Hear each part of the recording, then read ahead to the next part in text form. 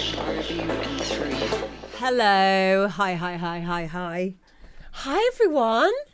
How are you? How is everybody? Good to see ya. Yay. Hello, old cheddar.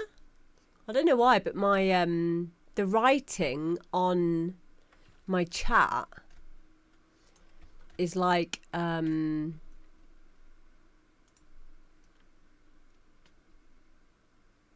it's like, how can I explain it?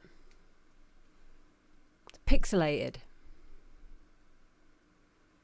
Like it's been like magnified in size. Hang on. I fixed it now. I've done it. Sorted it. Hello, Pete Maxwell. Hi, everybody. So, yeah, we've been away for 2 weeks. We've been away for 2 weeks because the first week I was in Ibiza. And since getting back, I have been pretty sick. I'm still getting over it now, but at least my energy levels are a bit better. So apparently everyone, like literally everyone who went away got this cold or this flu or COVID, whatever you want to call it. So I did do some tests, but it kept coming up negative. But I didn't have a sore throat with it, and I haven't had a headache with it really. Like all I've had is like, and I'm saying all I've had, it has been bad, chest thingy, and just constantly blocked up nose, blocked up ears. Yeah, like, but the weird thing is though, John and Mish, a lot of people who came back have tested positive for COVID. So like COVID. So like, or Poggy was there. Like loads of people, but then apparently there's a new strain of it or something, and like it doesn't come up for like a few days. So maybe if I did another test, all I know is I felt pretty bad, but I'm really lucky in the sense that streaming's my full-time job. So although it was hard having to have a week off because of money, it's good in a way because it means I can literally, if I have to, I will just go to sleep. And do you know what the worst bit of the whole thing is?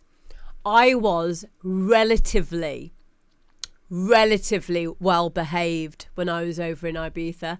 I went to bed every single night, which is unheard of for me in Ibiza. Years ago, I would have been up for 3-4 days. I would have probably been up for 2 days before it even got to Ibiza.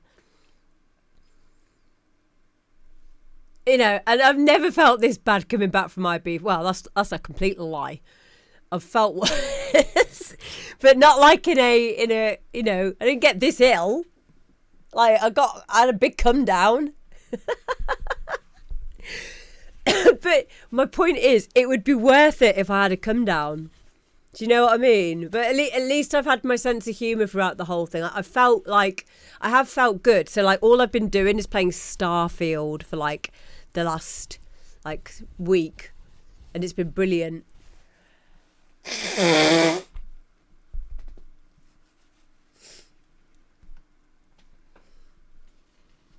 Oh, thank you, Badanu. Am I saying that right? Bidan now. Self-tests are still sensitive for new strain, and if it keeps being negative, you're probably fine for COVID. Yeah, I mean, even so, thank you for clearing that up. And on top of that as well, I stayed away from the whole family just in case. Like I've been on my own for the last week, like in my Buddha room playing computer games. Well, not computer games, just Starfield. And my dad's like 75. He came to visit for the kids. They've just turned into teenagers. Like they literally did that. Just like on Kevin and Barry, they turned into terramorphs. If you play Starfield, you know what I'm talking about. So, yeah, getting better. Staying away from people. I've not been able to kiss Guy for a week, and that's killing me. It is so killing me. I keep touching his arms, and I was in the kitchen just now before I started streaming. I was looking at his face from different angles. I was like, oh, like that. And he's like, "What are you doing?" I said, "I'm just seeing what you look like from there as opposed to there." And then he started like copying it, so his face looked the same. I was like, "No, I want to look at your face from a different angle." I was touching his arm, Richie. Yeah, B for A's is real. Anyway, we've got a big show to get through today. I've got my cup of tea here. If I need to get more, I will. Yeah, and thank you everyone for being here. So we'll get started off straight away. The first one is Davy James featuring Jess Martin, Oxygen. Oh yeah, so this is one half of Unit 13. If anyone remembers Dave and Jay Flynn. So yeah, we're starting off strong today. Here we go.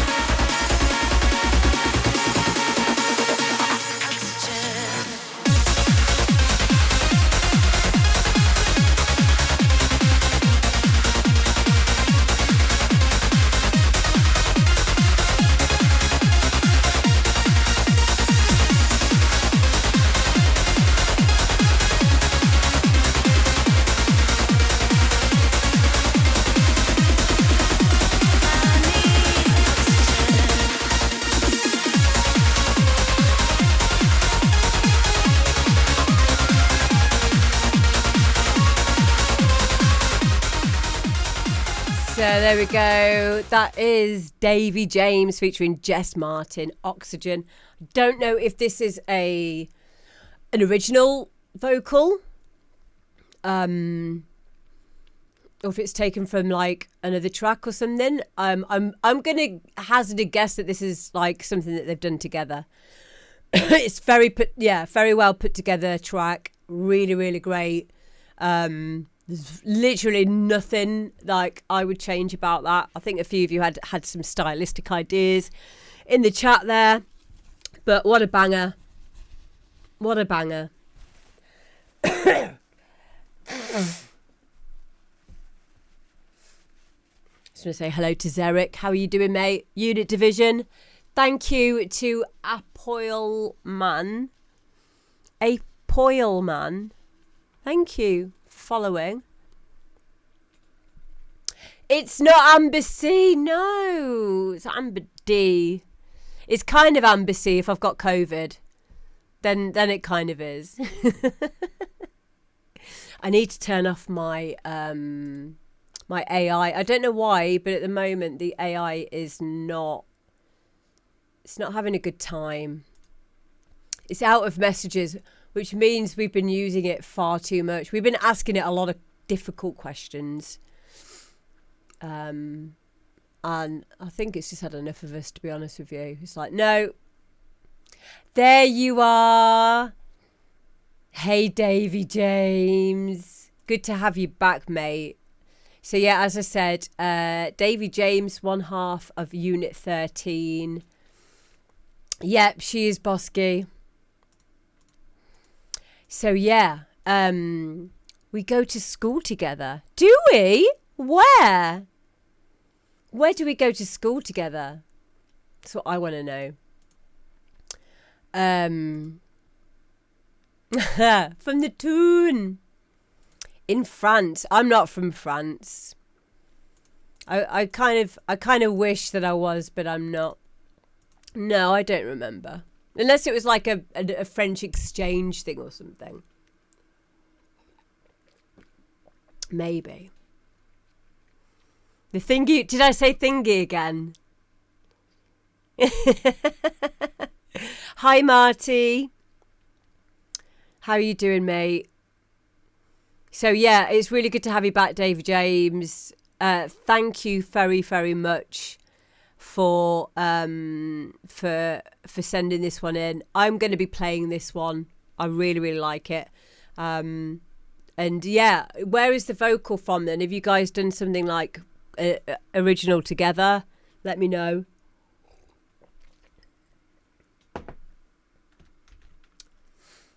But yeah, if you guys can make sure you go and give David James a follow. I've not seen you for so long either, mate. I think the last time I saw you was after a gig in Scotland.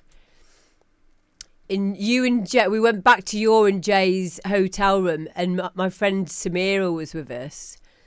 And then, like, you went to bed. We drove home, which was like a 6-hour drive.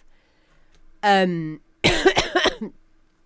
we got home just as you were getting up, and you were like, "Oh, I wish we'd have just gone home last night because we're really hungover now." We're like, "Yeah, we're home." Brilliant. Hi, Fergie 1986. How you doing? Oh, it's a cover of a hardstyle track. That's crazy. That's crazy because I can't imagine that vocal being in a hardstyle track. I guess it would work, definitely. Yeah, that was such a night. Oh, what a night. Yeah, one day I'll write a book on all of the stuff and things that I've done in my career with everyone else. It's not just me.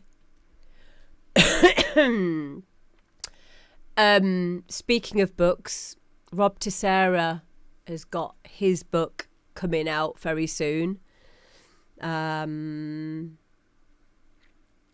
which is really is going to take us right back to like the 90s when he was arrested. He was in jail for like doing raves and stuff, and like all kinds of stuff is going to be in that book.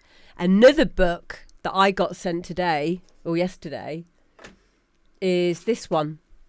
Thank you, Kirk, for sending me your book. So this is Kirkfield, Rave New World. I know a lot of you have probably already read it or listened to the audiobook. I think a lot of you are on the audiobook version. I love audiobooks. But I've been sent this copy, so I'm going to actually sit and read it. Hi, Colin. Good to see you here, mate. Are you having fun in Hong Kong? Colin's one of my students. Yeah, we better move on. But yeah, thank you ever so much, Davey. Davy James there. You can read books. It's just gonna take a bit of like sitting there for us to like sit there and remember how to read. But I used to love books. I used to love reading books.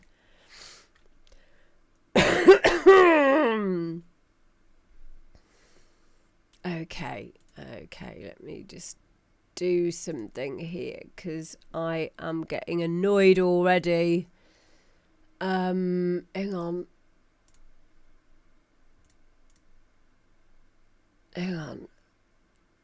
Oh, God.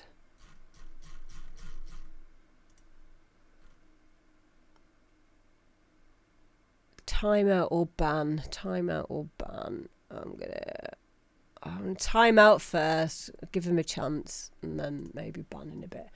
Okay. Frank has got it. Yeah, just keep an eye on it. I can't be bothered today.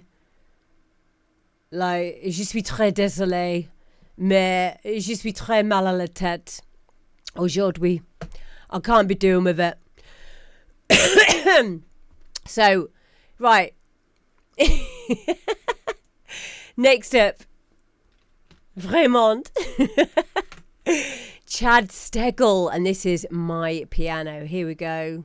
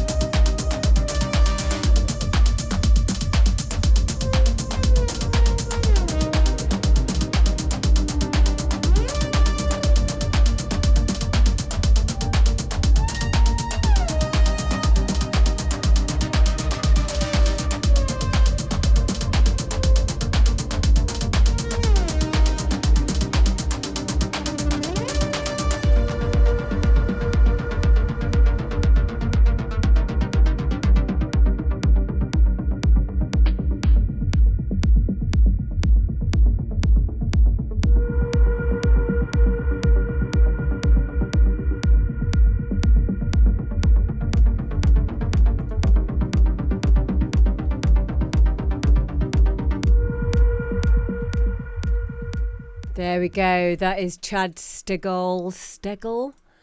My Piano. I love this style of, I guess what people are calling it is melodic techno. That's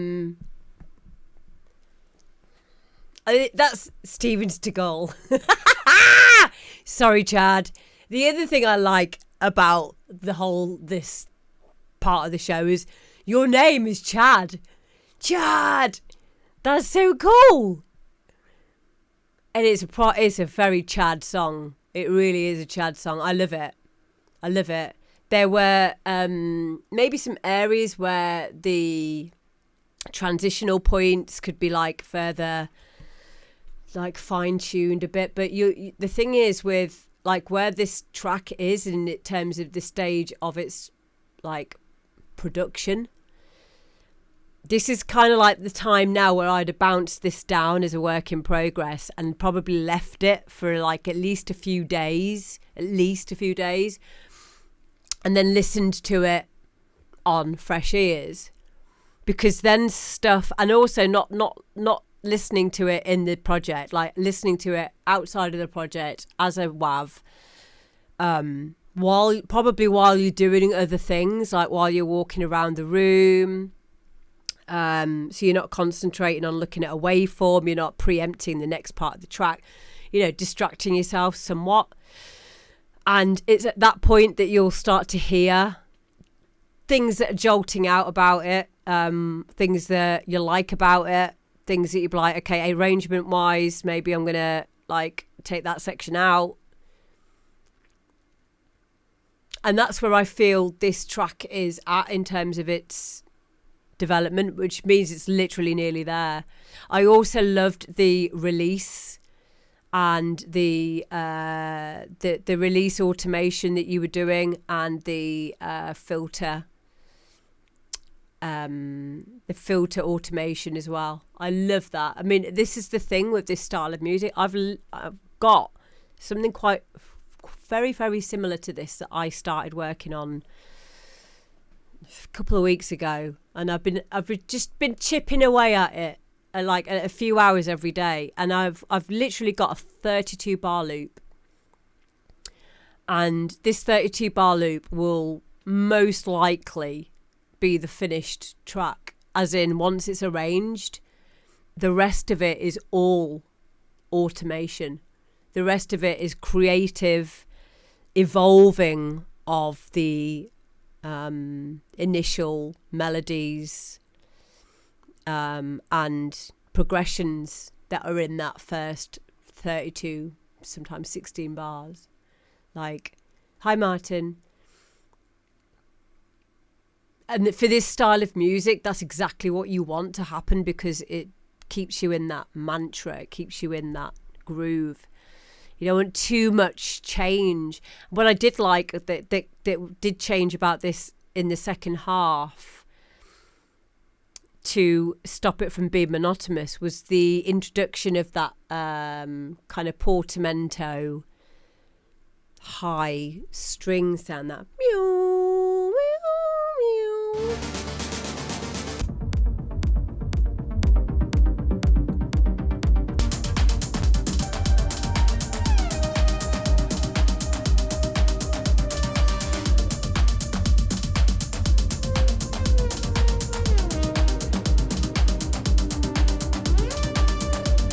Like that, so expressive.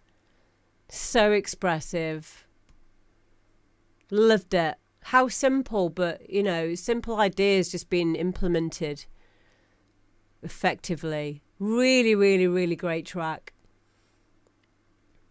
So yeah, that's my breakdown of it. That's what I like about it. I love this style of music. This is definitely where, I know I say this all the time about different styles of music, but this is definitely an area where real self-expression can be achieved through this kind of style of music, I feel. So yeah, thank you so much, Chad. Next up, we've got Pete M, and this is Hydrogen.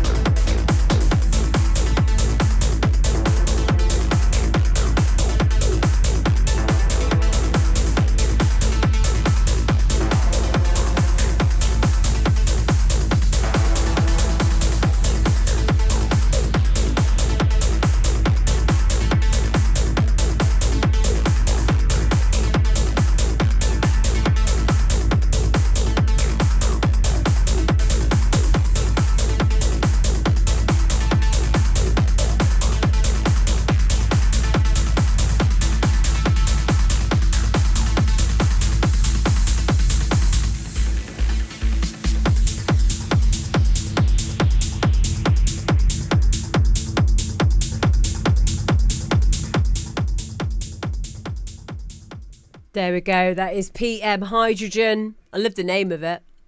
I've been I've been mining a lot of hydrogen. Mining it? Do you mine hydrogen? On Starfield. So as soon as I saw the name of that, I was like, oh yeah, Starfield. That's a Starfield thing. Bit obsessed. Did you know that most of the universe is made out of hydrogen? Yep. That's like, I think that's like the one of the main components of like everything. Hydrogen. Yeah. I watch The Chase too much. Is that a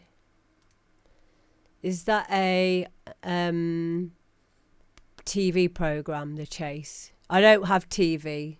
Bradley Walsh, yes. Yes. I haven't watched telly for like 12 years now. It's flammable? No! It's not, is it? It's hydrogen. Hang on, let me just Google this. Flammable in what, though? Because if it's in space, there's no like oxygen, is there? Hydrogen used in the fuel cells is very flammable gas and can cause fires and explosions if not handled properly. There we go. 73% is hydrogen, 25% is helium, 2% is everything else. I know, it's mental, isn't it? Isn't it insane? Isn't it? It's let's get onto the subject of space. Oh my God, can't tell you. I'm literally welling up. Like, I get so excited about space. I get so emotional about it. What a freak. Oh my God. I've been learning about the Kepler recently. I don't know what it is. But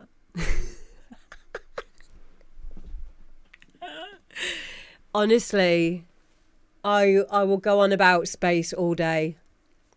Space is nothing, exactly. It is, isn't it? I'm delirious.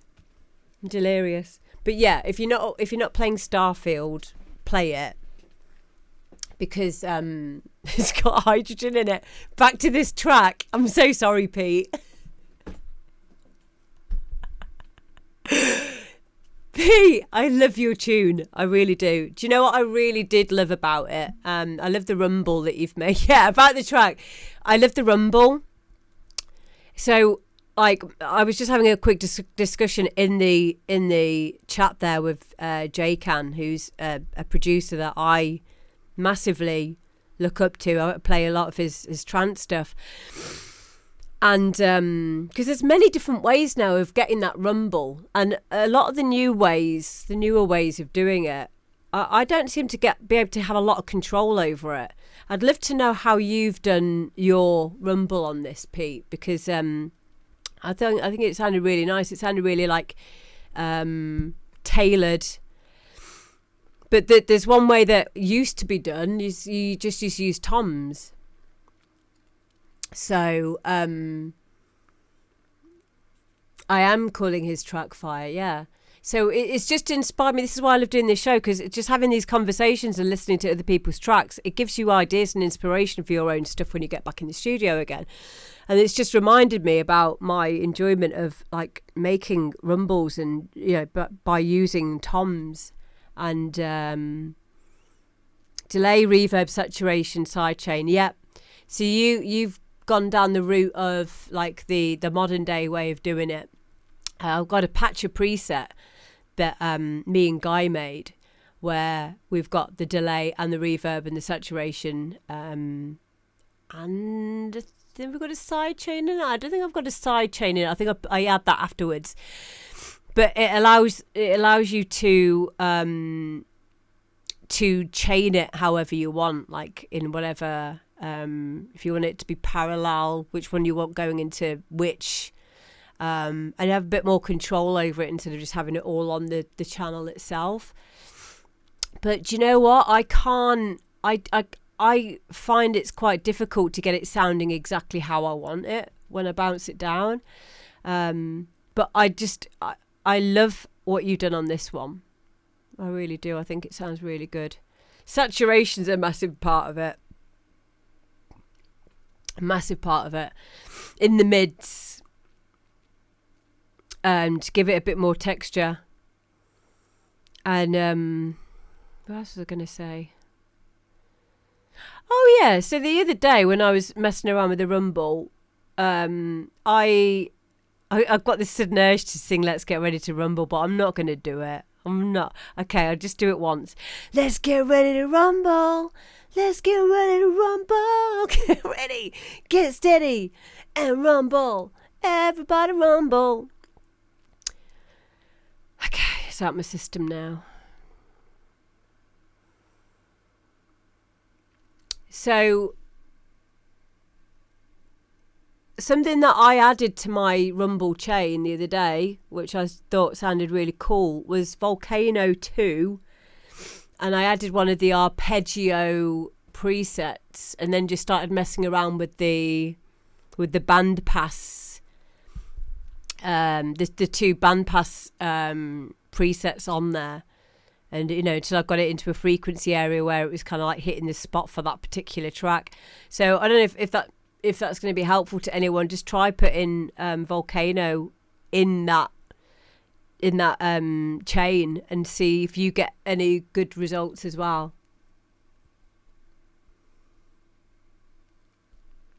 What's that, Jay Ken? I'll have a look. I'm pretty sure we might be able to pop it in. If you're meaning it's a track that you've done, I'll just oh that's nice. But yeah, Pete, I really, really do like this track. It sounds finished to me. It sounds done. There are a few things with the breakdown. Well, just one thing with the break. I thought that the melody lines and stuff were a little bit like they could have fitted a little bit better, but it certainly wasn't jarring. But it also suited the track as well because of it being a techno track. It kind of like allows for it to be a bit like, doesn't have to be everything being in the harmonic key all the time because it does catch up with itself and it all kind of resolves. So on that side of it, I think it's probably more of my own opinion getting in my way there and my training as in classical music it really does get in the way of enjoying discorded stuff sometimes. But yeah, I thought it was a really, really solid track. I love the kick in it. I love the rumble of it. And you've made complete use of the entire frequency spectrum, which is really important because it's got to stand up. It's got to stand up to other techno tracks. I know for a fact I could put that track, P, into any of my techno sets and it would stand up against, mixing in and out of any of those other tracks already. I don't think that's been mastered, has it? Doesn't say so, but yeah, I really liked it. Thank you, darling. Just a quick master. Mate, this is what I like to hear. Just a quick master. If you get it right in the mix down, you don't need to worry about fucking having it mastered like by someone like cost you another £100 or whatever. You just get it right in the mix down. If you know what you're doing, there you go. Just a quick master. I love you. Keep up the sterling work, mate. Yeah. Guys the same. Like, I'll be like, oh, can you just master this for me? And he'd be like, well, it sounds all right anyway. Because I do spend a lot of time on my mix downs. But yeah, it's like he does have a mastering chain, like whatever it is that he's doing in there. But he's always said to me, if you get it sorted out in the mix down, just it's done. Yeah. Okay, Wilson, no worries. Jay Cans just said something very important that I have to remember this as well. When it sounds good in mono, it is ready to do it in stereo. Yeah, I need to check stuff in mono a bit more. You know what I just said then about this volcano thing on the Rumble? I mentioned it to Guy because I was all excited about it. I was like, oh, it sounded really good. He's like, yeah, well, make sure you check it in mono first. I was like, what? I think I've stumbled across something amazing. And he's like, yeah, but okay, fair enough. It's what it's like. This is the life that we have decided we are subscribed to now. It's a whole load of fuck. This is shit. Oh my God, this is so cringe. Oh, that's all right. Oh, that's mint, that. Do it again. I've forgotten. That's it. For the rest of our lives. Oh. And maybe one day you might even make some money off royalties, and you might be able to buy yourself, I don't know, a pen. What are we doing? What are we doing with our lives? It's fun though, isn't it? Isn't it? Next up, we've got Alpha A. A big pen. Yes. I can't wait. Oh! See? Kids, all this was not for nothing. Mummy's not wasting her life away. Wish she could have a proper job. And take you on a holiday twice a year. Oh, no. Fuck!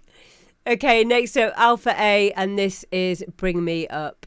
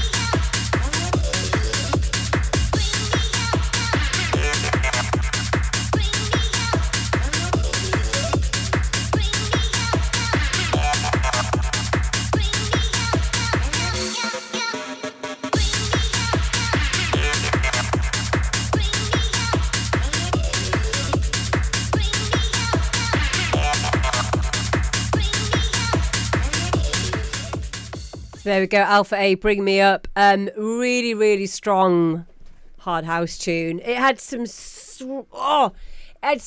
really, really good moments in this track. Like the riff, the phaser that was kind of like going through the phaser, or is like a oh, come on, brain. Hello, producer. Is that producer Alpha A? Oh yeah, that's you. Yay, you're here. Yeah, like it was either a phase that you were like automating through for, or it's like a bandpass filter, whatever it was. I think it was a phaser. Like, it sounded so cool, really cool. I loved all the question and a filter. Oh, okay, so it's both those things. Cool. So I also really liked the question and answer. You got all these things shooting off, all your little samples, your one shots, perfect for hard house. Such a strong track. The only thing, and someone else mentioned it as well, the only thing is it needs more thump. Someone mentioned around 30-40 dB range. dB? Hertz. Don't do what I said originally. Just boost everything by 30 dB. In the hertz, 30 to 40 hertz. Sometimes it can be, sometimes, because, do you know what? It's really strange, because literally yesterday I needed to get more shape to one of my kicks on a layer, and it was a kick that I knew should sound good, but it was sounding floppy. It was making everything sound floppy, and so I just went back into like, I just thought about stuff that I've learned over the years. And then I went back onto YouTube and I was like, just put in, like, how do you make a good kick? Like, what's going on here? You know, you just like, you know so many different ways of doing stuff that you just get so overwhelmed and you're just like, I've just overcooked this now at this point. And it just reminded me about like dropping, taking out some of the lower frequencies. And I did do that. And in that one instance, it really did, for that particular track, it massively helped me to stop it sounding too bassy and floppy, and instead gave me the shape that I wanted just by shelving off around about 30 hertz. However, the reason why I'm bringing it up now is because there could be a possibility that if you have done that, you might have just taken off too much of it, or instead of doing like, look at the shelf curve as well, or the curve of your the curve that you're using. Like, is it 12, 24, whatever the numbers are for the curve angle. You know what I mean? And maybe even try just shelving it so it's not like a complete cut off. We're not cutting the whole thing off. Just shelving it a little bit might just give it back that that boost that the thud that this track definitely needs. However, if you've not done any of that, it could just be a really quick fix of simply boosting ever so slightly in the frequency area of that kick, just to like give it a bit more. I think I have looked to cut some out to make room for the bass. Yeah, see, this is such a normal part of our production journey. Is there's only so much room. Maybe I've cut out the bit I needed. I think you have. So there could be there's a few different ways. I mean, there's going to be some people in here as well who can give you some other options that I probably haven't even thought of doing, or that might work better for this style of music. But it could be as simple as putting a volume envelope or a side chain on the bass. Because that will give you a bit more room for the thuddy bit. Hi, Colin. Yeah, it's not a big thing that needs to happen here, but it definitely needs it needs to be a bit more heavy in the bottom end. It won't take a lot, but it could be done in a multitude of different ways. Well, there's a few. There's like maybe 2 or 3 ways that it could be. It could be done, and just A/B it. So if you try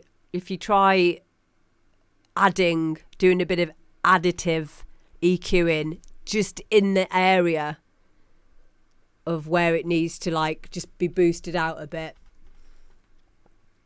and then if it's clipping, obviously then go back and mix it down a bit more, so you've got a bit more headroom for that.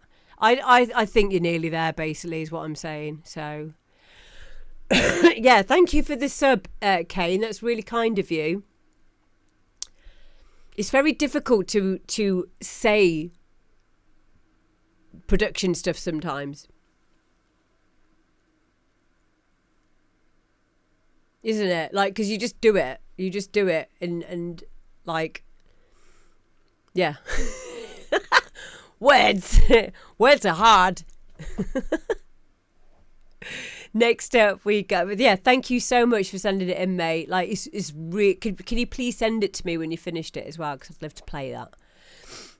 Next up we have got Kid Dynamo, and this is Ginny Keep Warm reboot. Kid Dynamo reboot.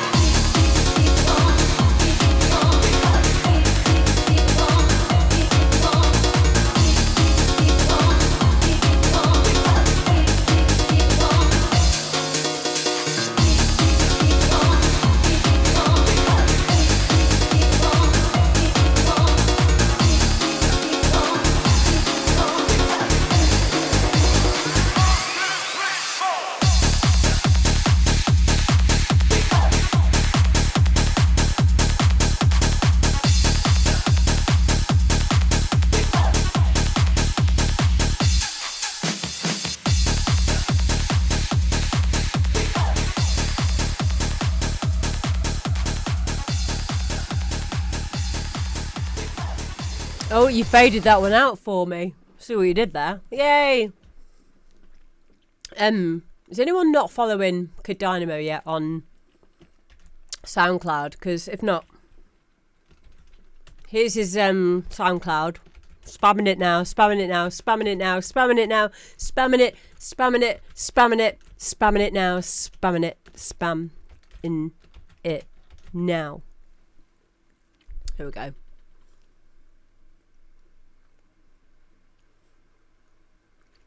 No worries, Mark. We've not played yours yet. Banned.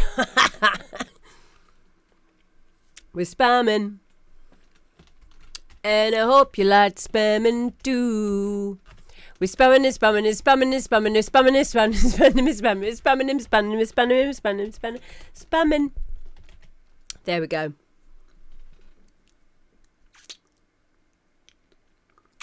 Go and give him a follow. I don't really need to talk about that track because we all know it's really good.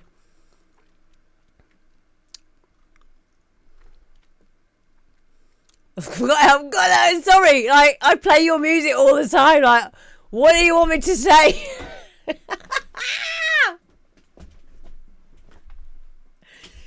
Yeah. There's only so many times I can say, like, yeah, I really like that track. So Kid Dynamo is very similar to like how I feel about guys' music.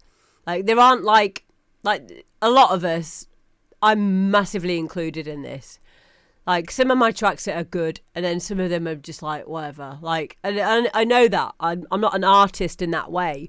Like, I try to be. I will always try to be, and I really love the whole like chase of producing and doing my best with it. But some people have just got their sound, you know, and they know what their sound is. And I really appreciate that about those kind of artists. And Kid Dynamo is definitely one of those. Guy's another. And it's not really about like having a track, whether you like it or not. At this level, it just becomes which one don't you like the most? Because I like all of them. I like all of them. So... yeah, the viral infection's definitely taken it. To be fair, though, that's not even true because I'm always like this. But yeah, like, again, I love it. They don't have a chicken sound. No, they don't. That's true. Oh, my God, Richie. That's what I could do. All of my tunes from now on have got to have my cockerel sound.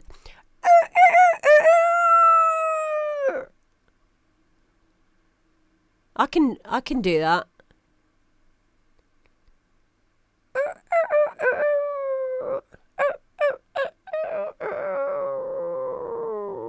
We can like just cut it up, gate it. Yeah.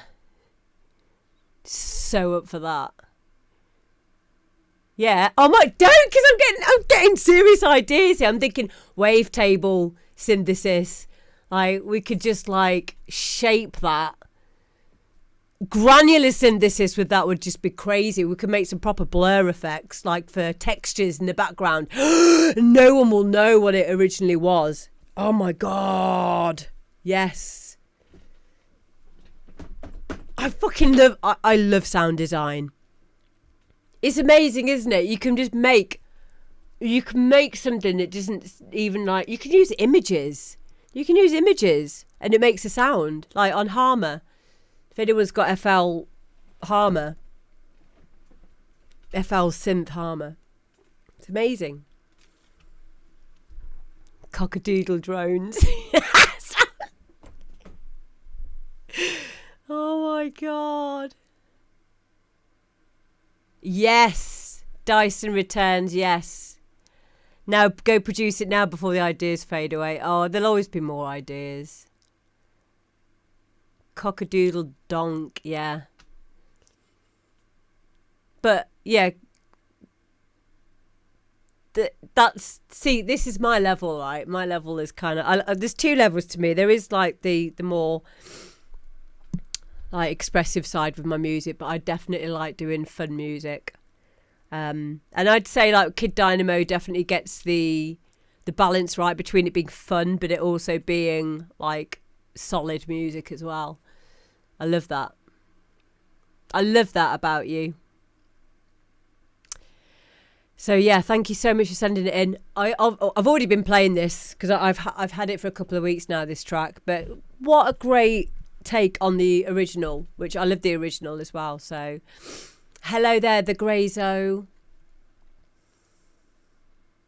I just want to say thank you as well to Kane for all of these gifted subs. I massively appreciate you.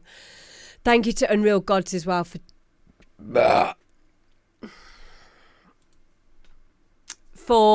a year.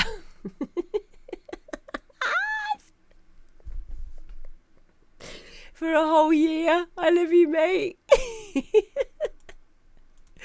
Next up, we've got DJ Wank or DJ Vonk, and this is Iron Kick.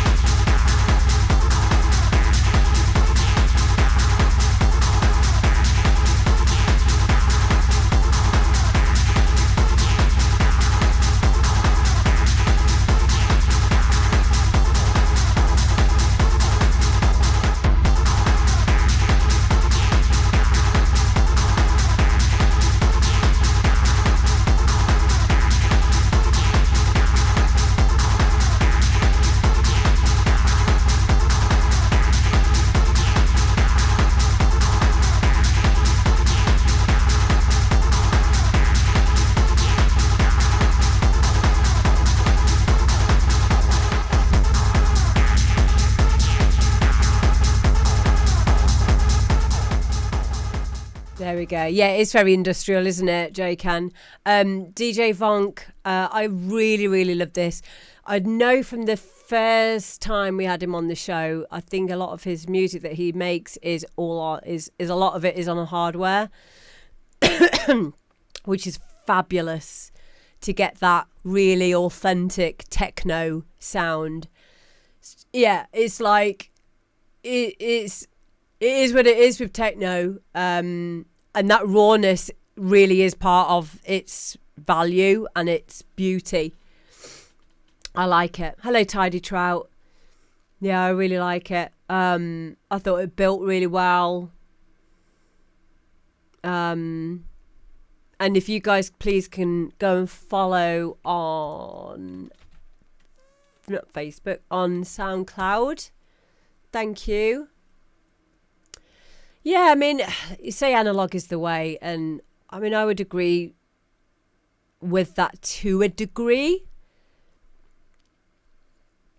But it all depends on like what you've got available. It depends like how much disposable income you've got as well. I mean, I have some hardware that gets. Do you know the main time when my hardware gets used is like, especially when I was doing my uni course.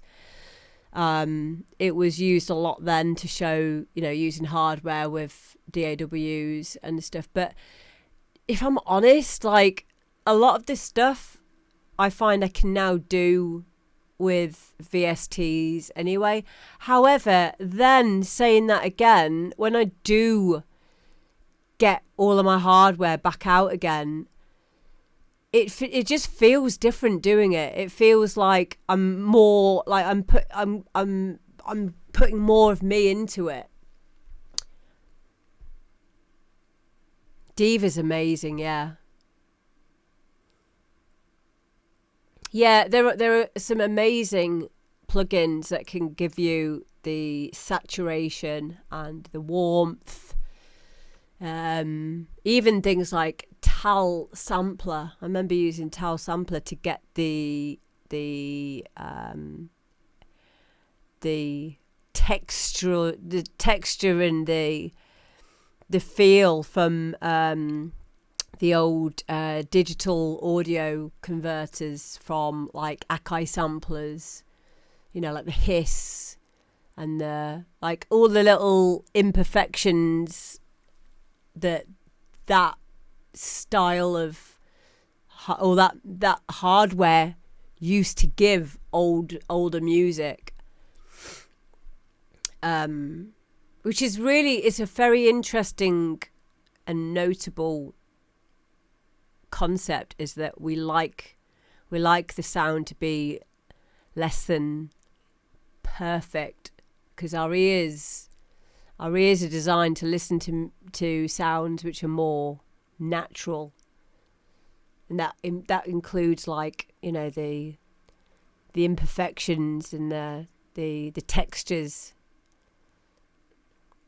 DJ Moan says many of the analog gear I've tons use voltage regulators for adjusting sounds and tempo for arpeggios, which modern day equipment can only process as white black noise. Voltage regulators for adjusting sounds and tempo. So you're saying like it's digital, the way that it's processed, and that will be different to voltage regulators. I get that. And also, like with very old synths, they would have amps that would have to warm up. And like, like the really old days when there was like, I think it was like Doctor Who, like the theme tune for Doctor Who, and like all those sounds, like the very like boo and like a lot of the stuff that's in the BBC. What's it called now? Like all the different sound effects and stuff they made years ago. Like the ones, I think it was the ones that were in Doctor Who. It was literally the sound of amps being, like amps dying. Like the being like overloaded. And then that was the sound that you'd get out of them.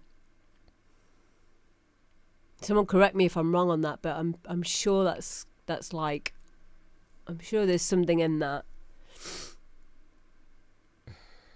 You can bring it back when you use analog mastering. That's a good point. That's a good point.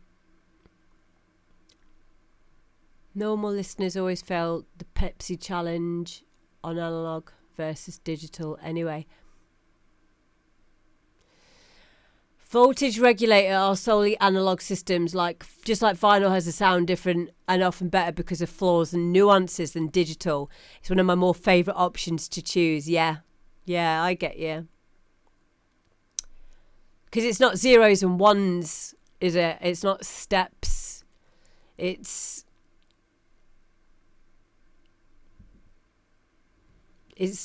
analog. It's just a PWM signal, not on, off, black, white. Voltage regulators, amps are all recreatable digitally. See, this is the thing. Is it though? I mean, at the end of all of this debate, which is, how long have we been having these discussions as well? I don't know shit when it comes to it, and I devote my life to music, and I still know shit. But going back to who said about the Pepsi challenge, Kane. Going back to what Kane said there. Stop it, Bosky. Let's call it a Pepsi challenge. So yeah, if you sat people down, and I think it might depend on the types of people you were sitting down. So if you're just a listener, if you're the end user of like a track, you're listening to a track, would you be able to know whether or not this track was made digitally or with hardware? And would it honestly change your enjoyment of it? So that's the first one. The other one would be producers. Can producers, like old school people who've been doing stuff for a long time, could they hear and tell the difference between, something that's been made in an analog way and something that's made digitally? Personally, I believe they definitely can, because I can tell when something's, I can tell when I think something's been made with analog equipment. Because of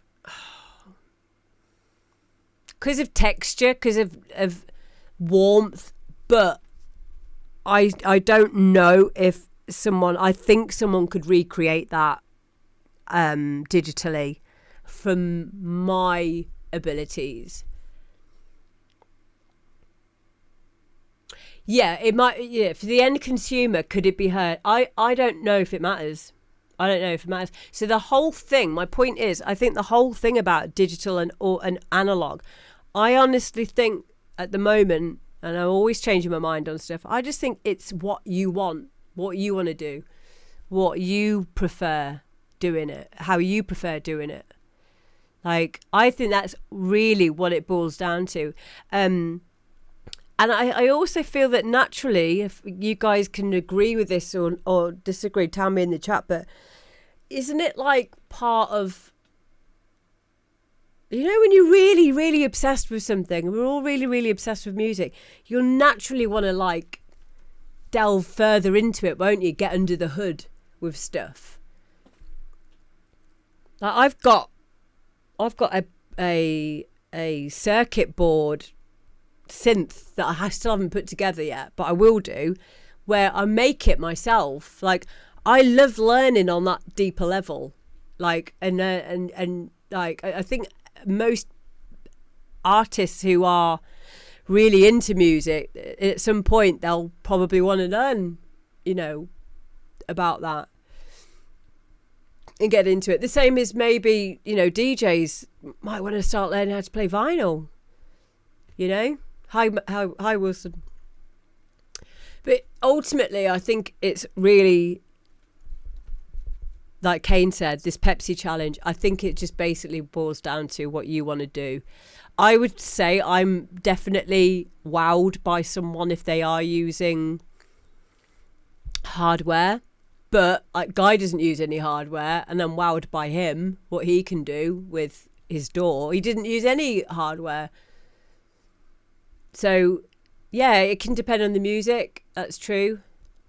But, and another thing, like, I had this chat with some of my students recently. One of my students asked, what's best, WAV or MP3?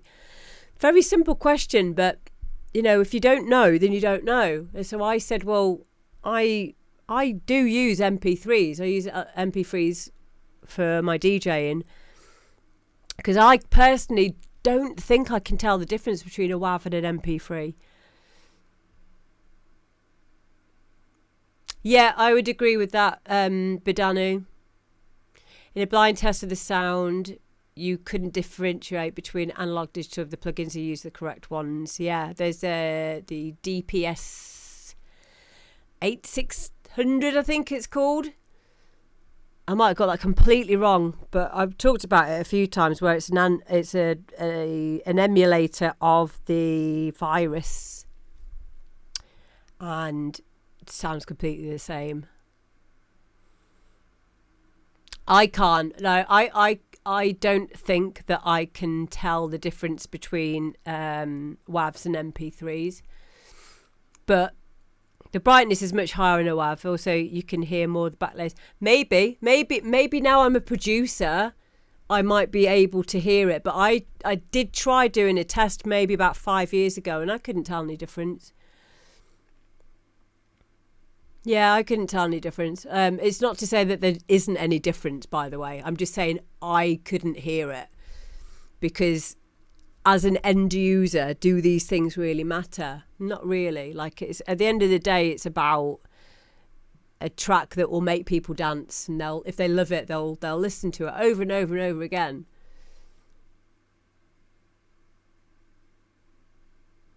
There you go. Wilson says, technically, I want to learn all in my DAW. It's a priority thing. If I want to be consistent with releases, I haven't prioritised in delving deep into learning since the goal is to release at least every 6th week. Wow, that's very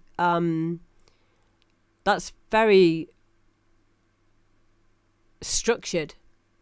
That's amazing. That is amazing. If that's again, that's another thing then, isn't it? It's like, what is your end game with it? Yeah. I'm not that structured. But I've spent so many happy days in my studio on my own making noises too, and they don't all need to have an end game to them. I've just enjoyed learning, and I've picked up so many weird things, and I love it. I really do. But yeah, it all depends what your end game is, and there's no right, there's no wrong. It's whatever is right and wrong for you. So, but I could definitely learn something from that. Releasing a track every 6th week, that would be great. Oh dear. DJ Moan says, I'll be the first to brag quite accurately that there's no digital VST that can fool me into thinking it's analog. But I'm old, I know all the sounds and their adjustment available at the time, and if it sounds off, I don't care how many audio processors you run it through. If you grew up with the gear and used it, you can't be fooled. But yeah, each to their own. Yeah. I know a lot of friends of mine and my mentor, Steve Mack from Rhythm Masters, and he would absolutely agree with you on that. Yeah. But would it stop you from liking a track then if you knew that it had a emulation of a synth in it? Would you, if you're a DJ, you are a DJ because you're called DJ, would it stop you playing it? Or would you just know? Yeah, music is music. Cool. Yeah, so it all boils down to, like, what is your, like, if it's a banging track, it's a banging track. Yeah. Yeah. But isn't it lovely? Because you're like in a secret club there. And that, I love that for you. I really do. It must be really nice to be able to tell, like, at that level, you know, when you know, oh, that's definitely not the actual thing. But that is something that will only ever appear over years of experience. There's certain areas, like I can do it with DJ mixes. When I hear students of mine sending stuff in, I'll know if they've used sync. I'll know, like, I'll pick up on the slightest things. Even like when I'm watching them, I'll find things about what they're doing in their mannerisms and micro gestures. But yeah, that's all through that level, that area of experience. But yeah, there was a good chat. It was a good chat about it, because it is ultimately, it's just what you want, isn't it? What you want to do and what you can afford as well, because it is expensive. I've still got a Novation Supernova rack mount in my storeroom. I can't use it because it needs a new PSU. And I don't know where to get a PSU from. So if anyone can help me to source where to get this PSU for my Novation Supernova 2 rack mount, let me know. Thank you. Because it is nice to have. And my next studio desk is definitely going to be having room for my dual compressor that I've got here that Kid Dynamo gave me. And my Virus TI Snow and my Supernova. Hopefully. Is that the blue one? Yes, it is blue. Yes. Behringer's amazing. Amazing. That would be a good question. While I play the next track, I'd like to know, for the people who use a lot of analog stuff, what they think of the Behringer range of more cheaper stuff. Thanks. Next up, we've got DJ J-Can. This is ID.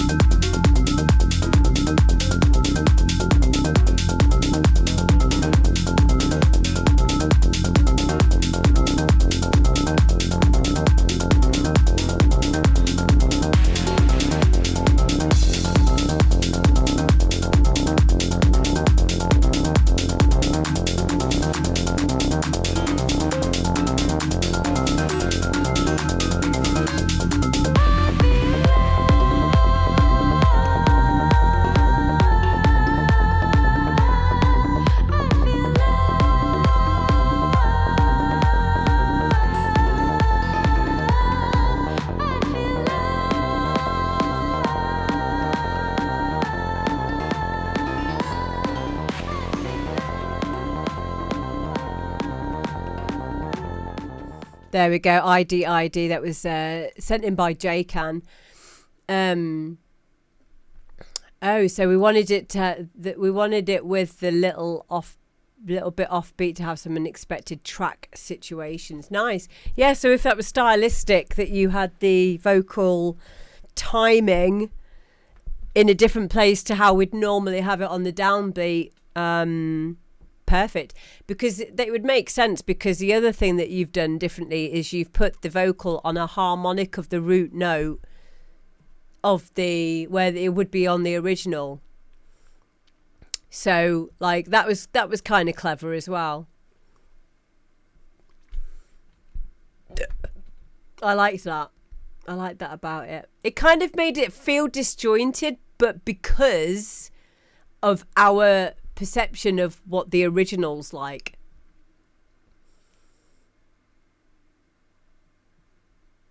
Yeah, and it kept the original feel of it as well. Yeah, exactly, Matt. Yeah, I really liked it.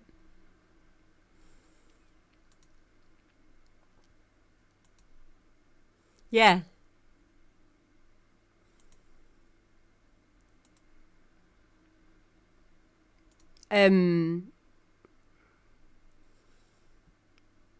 I liked all the weird like cowbell like sounds and the percussion bits you had in there as well.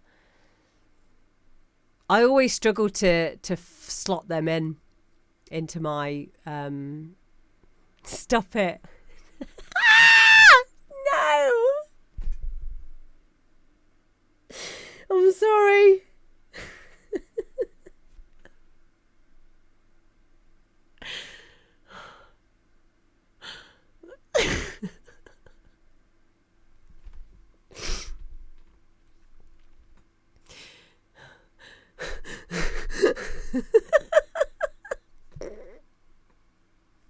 So childish.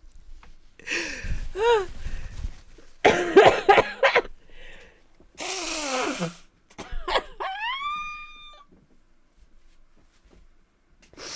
can't say it again. I said I find it difficult to slot it in. That was it. No, thank you, JCan. Yeah, that was it.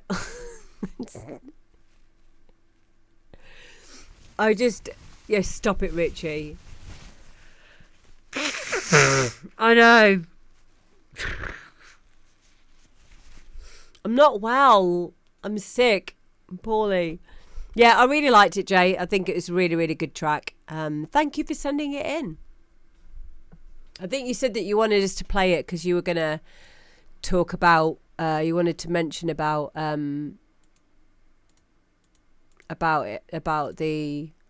what were we talking about at the time? Rumble, weren't we? Stop it, Bosky. Stop it. Brightness, baseline rumbles. Yeah. Is there a rumble in that track?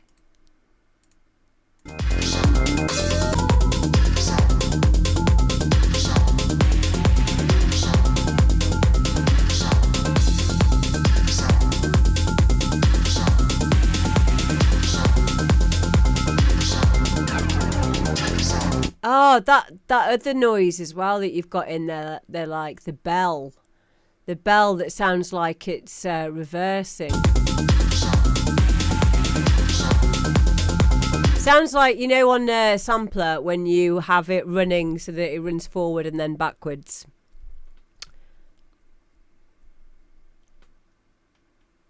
You know what I mean? I can't remember the name for it now. Or you've done it with a plug-in or something.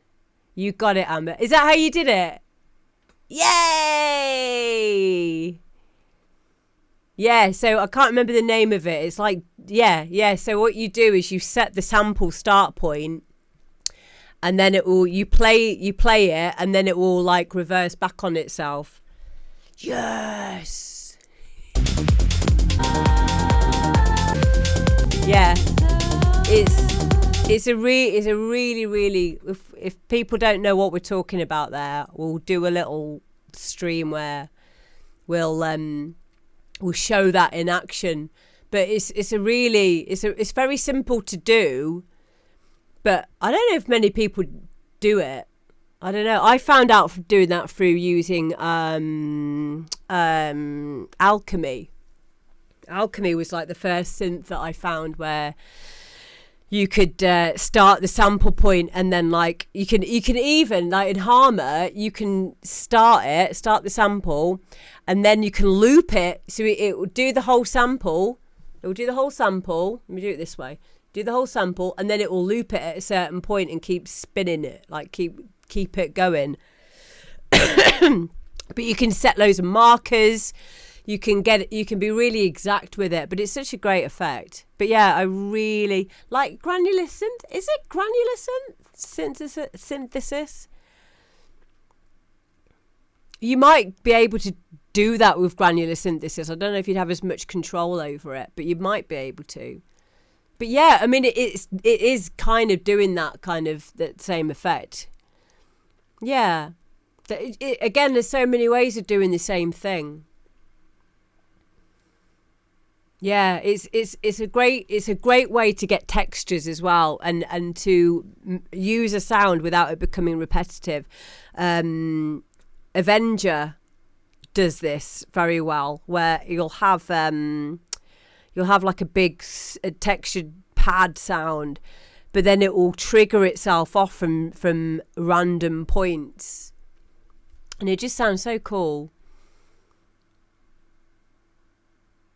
You can do that in Pad Shop, which is a granular synth. I've not heard of that one, but yeah, it's again, all of these concepts are so important to know. Phalanx. Oh, can Phalanx do it, Mark? Me and Mark are big Phalanx fans. As is safe, very often use the same layer twice and play with the second one. Yes. In that case, play the sample backwards. Yes. Cool. Yay. Yeah, thanks for sending it in, DJ J Can. Loved that. Loved it. A really, really good take on an original. On a classic. Next up we have got Nerdstrom, and this is Hardline. I don't have a SoundCloud for Nerdstrom. Hello, Six More, welcome in. But let's have a listen. While this is on, I'm going to be listening on my phone. I have already listened to this track because obviously I do listen to all of them before the show. I'm going to go make myself a cup of tea while this is playing.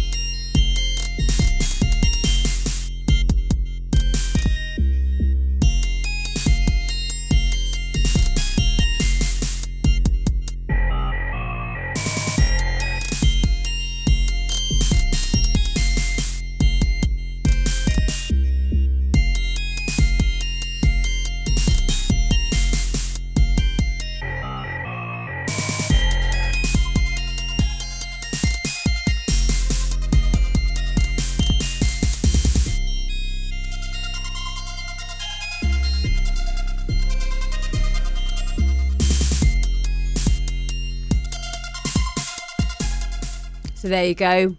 Short and sweet, short and sweet. Nerdstrom Hardline. So I personally, for me, it wouldn't be done. I would feel like this track wasn't yet done. I bet that is part of this show, is to help people to finish music, have a bit of a chat about anything that they might feel that they need to discuss, or if they don't know, then, you know, listen to suggestions. If I was going to suggest something with this track, I would say there definitely needs to be more movement in terms of maybe automation. I think the drums, especially that snare, the snare, like if you're going to use a snare like that, maybe consider alternating the sounds a bit, because the sound, like it's very static, isn't it? Like that snare is like I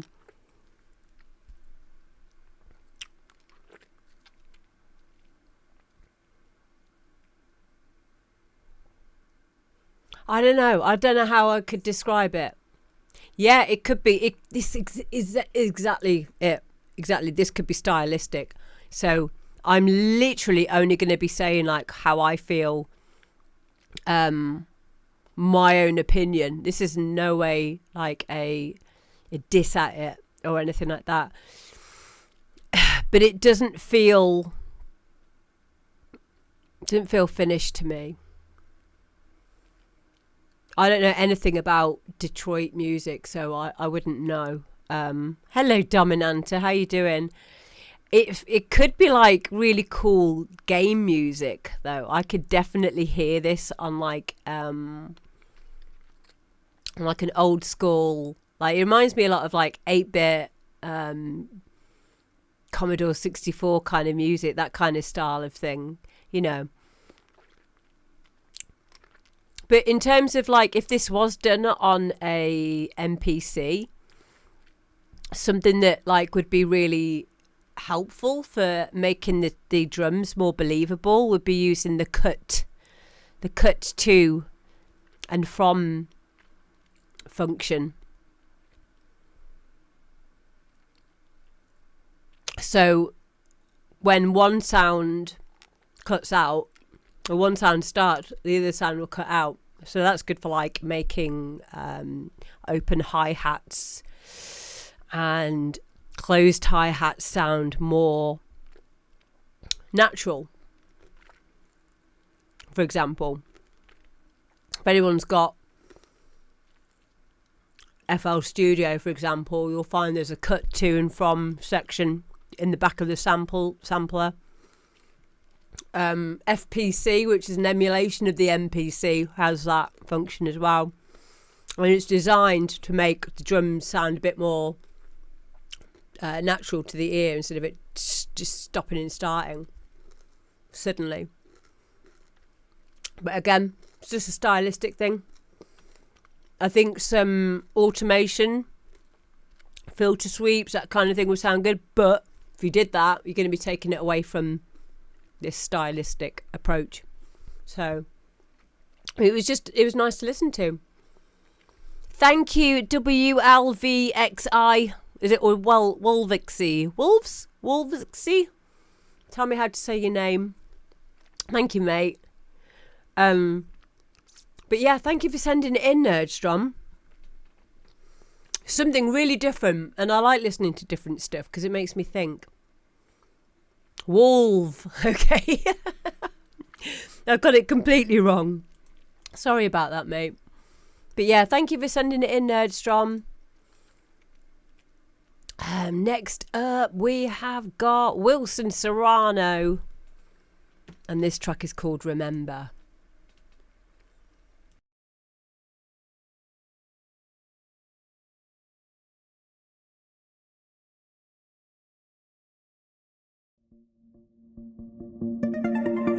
To me, there are no genres of music. Just that raw emotion when the sound hits you. And that special feeling when you hear a piece for the first time. Depending on what you're doing at the moment, you will always remember. The sadness and the smiles, both part of who you are.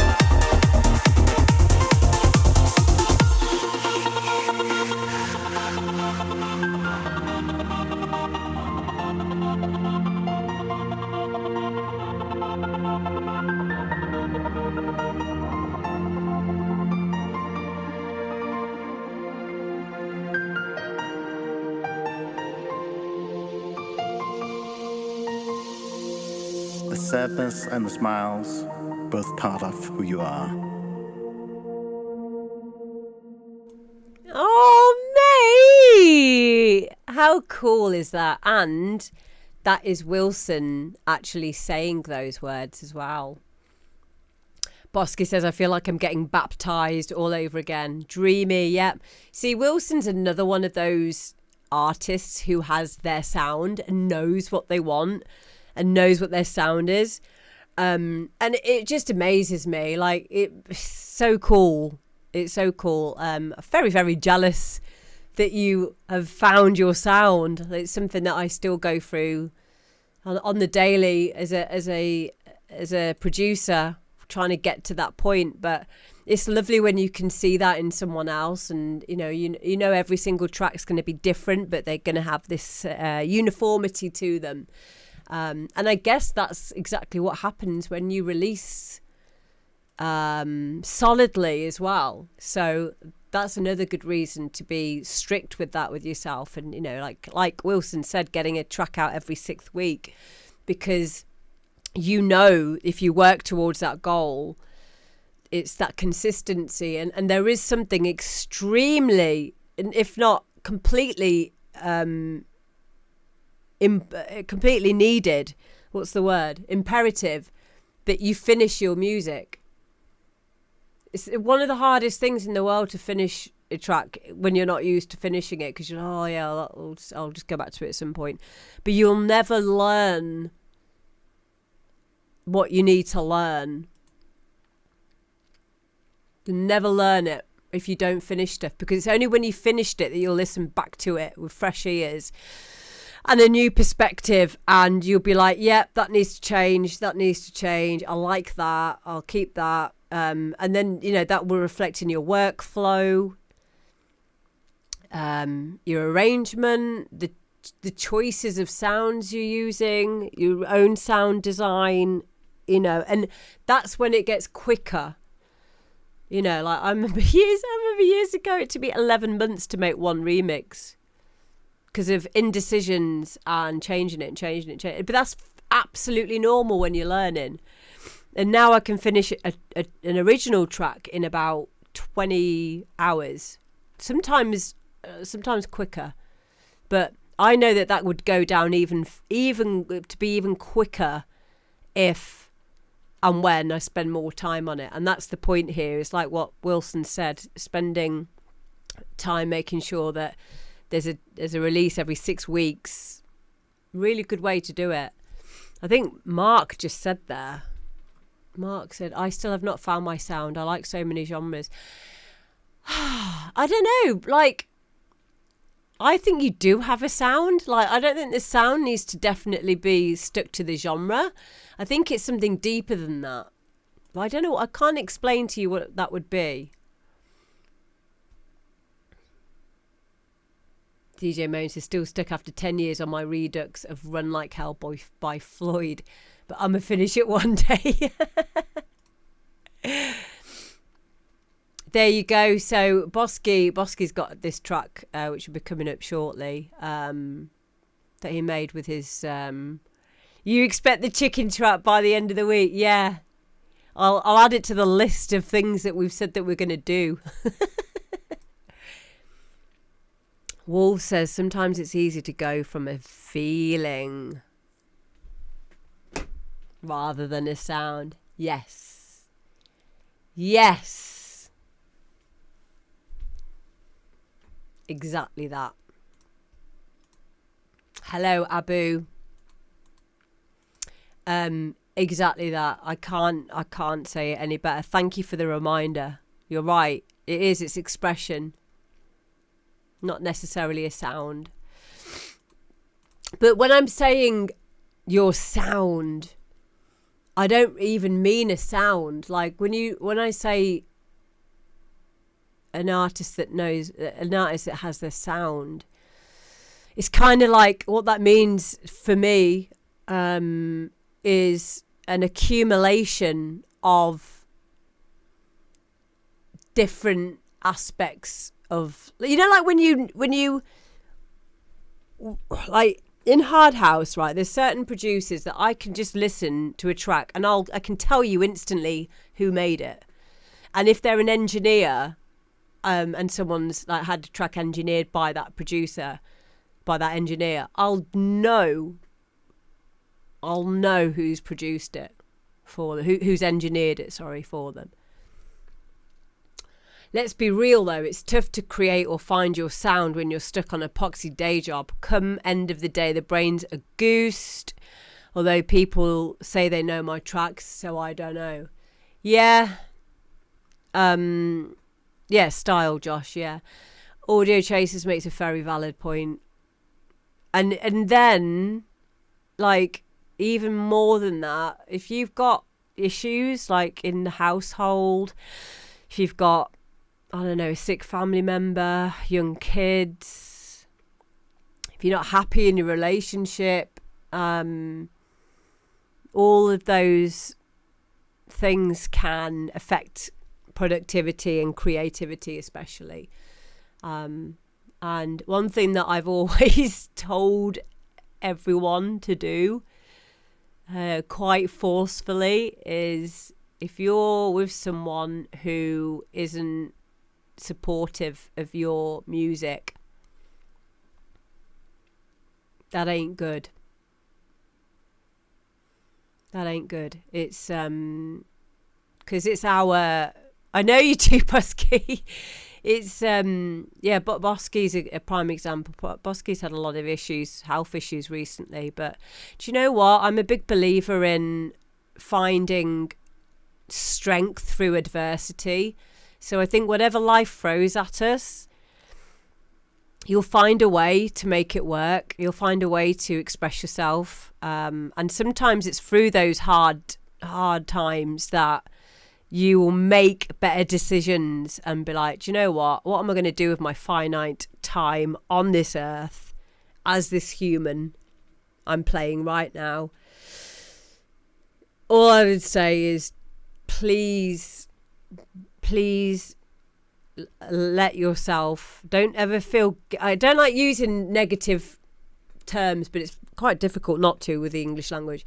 Don't let anyone tell you that you're not allowed to sit down and make music or you should be doing something else, because it's very intrinsically linked to our mental health.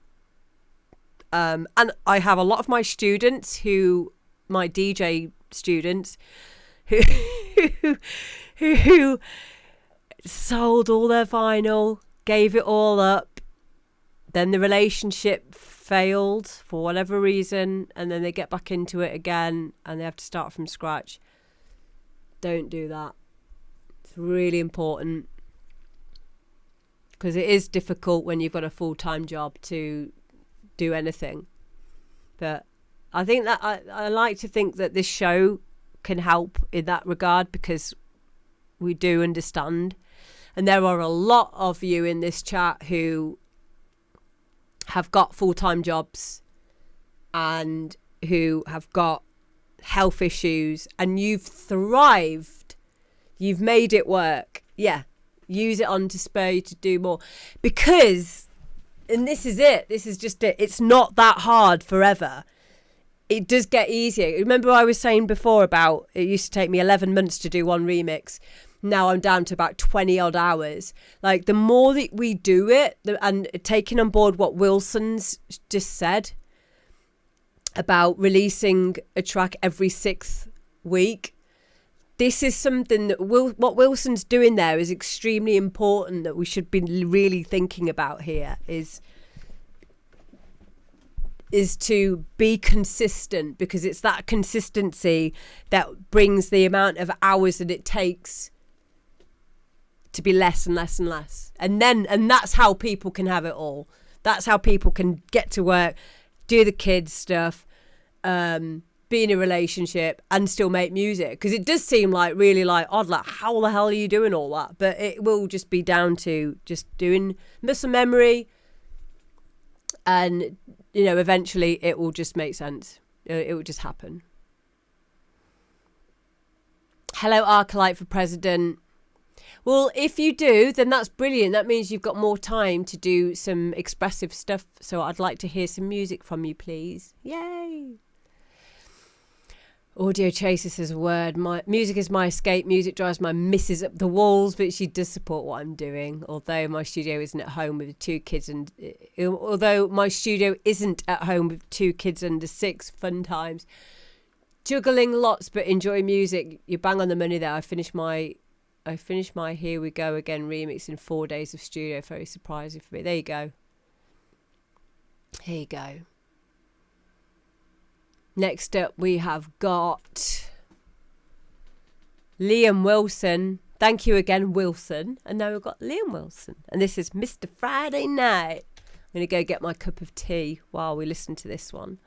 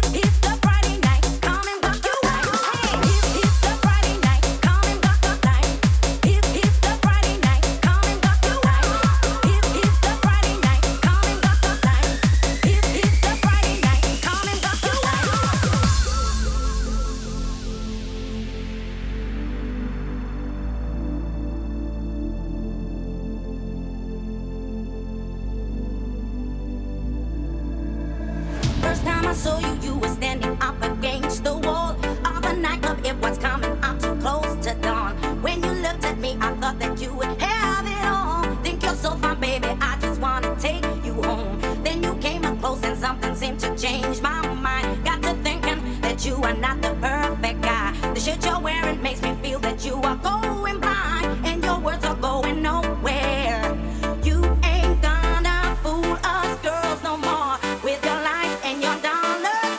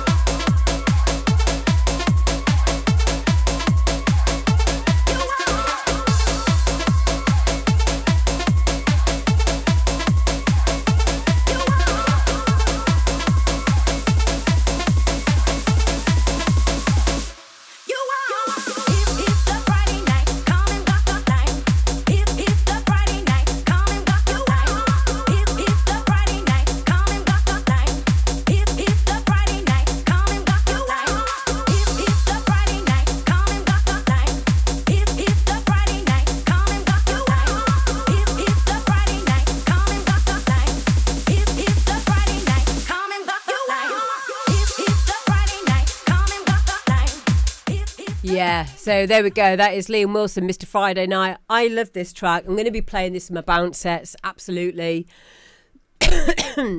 Nothing I'd change about it. It's fun. Yeah. It reminds me of Heads Up as well, which is a really good thing because I love Heads Up. Heads Up is one of my favourite bounce producers.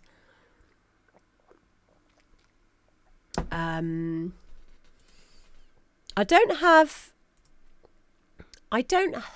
a SoundCloud for Liam. I think I saw Liam in the chat earlier. Is Liam still here?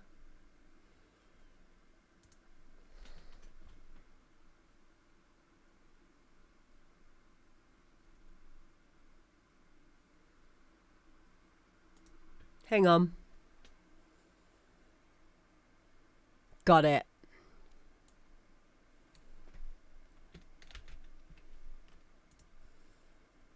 Okay, here is Liam Wilson's SoundCloud, guys. Please go and give him a follow. Really like that.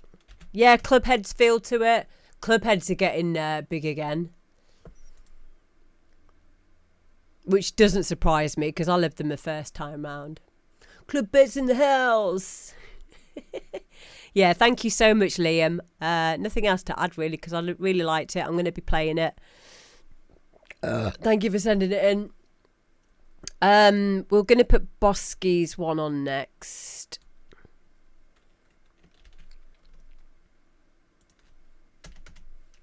So this is a track that Bosky has made with his daughter Chloe, who is really... Oh, you're so welcome, Liam. You're so welcome. You were just having some scran, fair enough. I will never get between a man and his scran. Or his gran. We loved it. We loved it, mate. Thank you. Thank you for sending it in. So, yeah, we've got Bosky. This is Bosky and our Colin. I'm guessing that Colin is a pet name for Chloe, who is 7, which is Bosky's daughter. And they've made a track called Super Mario Cunt, which I think's amazing. Here we go.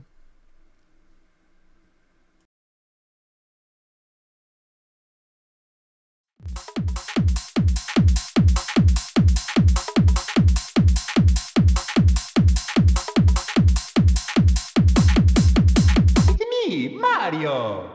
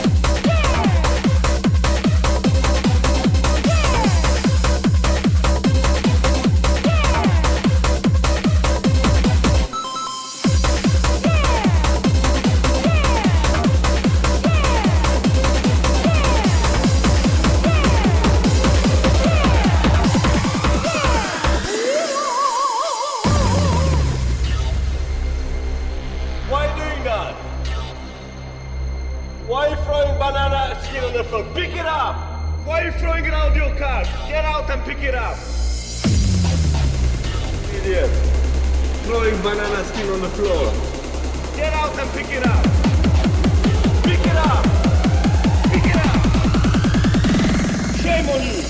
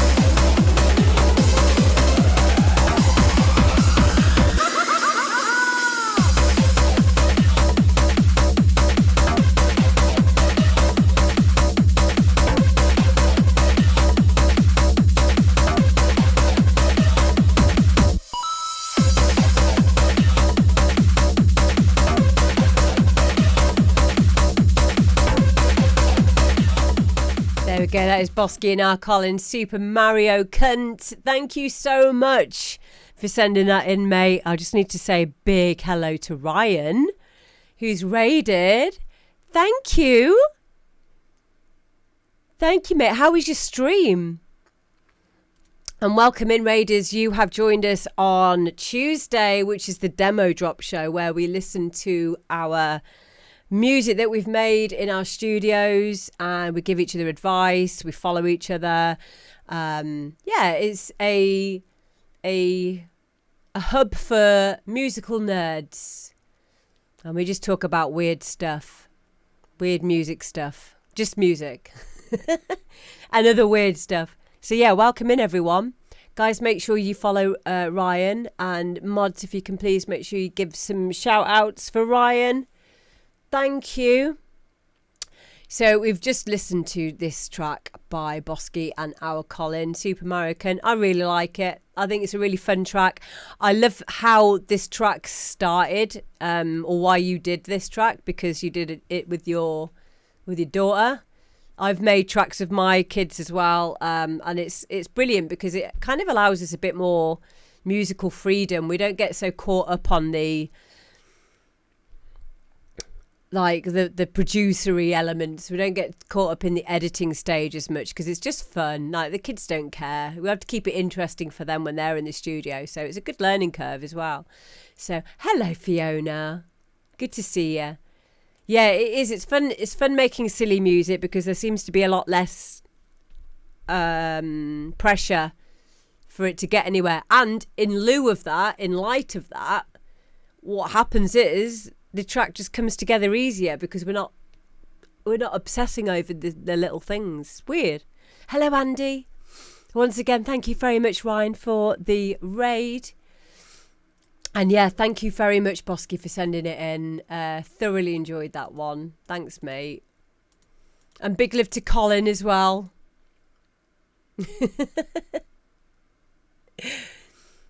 Okay, next up we have got Mark Ross. And this is The Truth.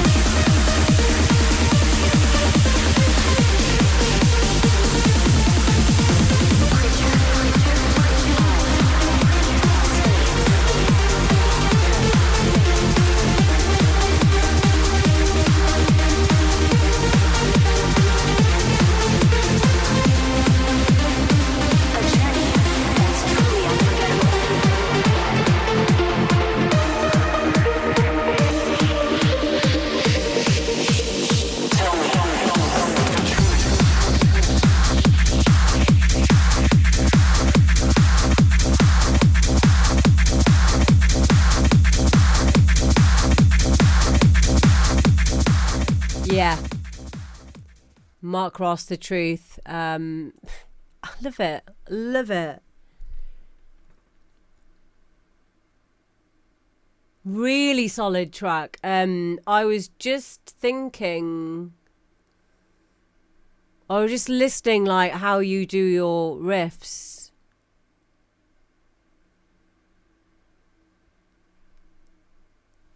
Your riffs kind of go over 8 bars, I think, in this one. This is something that I forget to do a lot, is have my riffs, like the melody of it, like evolving over a longer amount of time. Like in hard trance, it's quite important to have it like at least 8 bars, 16 bars. This is over 8 bars, isn't it? Like, you know what I mean? Like it's like in other styles of music, like when I do my techno, like it will just be something that's repeating over like 1 bar, because it keeps the energy up. But then you need some melodic patterns, some melodic elements in a track, especially in hard trance, where it's evolving itself over more time. Yeah, I think it's 8, but I changed the last 8. Yeah, that makes complete sense. That's how Guy does it. So you have like an elevation point on the last 8. Yeah. Yeah. It's just nice to be reminded to do that, because I forget sometimes. I forget the power that's in that for elevation and for that little bit more ear candy. So yeah, thank you for the inspiration on that. Loved it. Yeah. So it's 16, but the last 8 is slightly different. Yeah, cool. There you go. It's an important part of this genre. It really is. And you nailed it, mate. You nailed it. So yeah, please, guys, go and follow Mark Ross. Have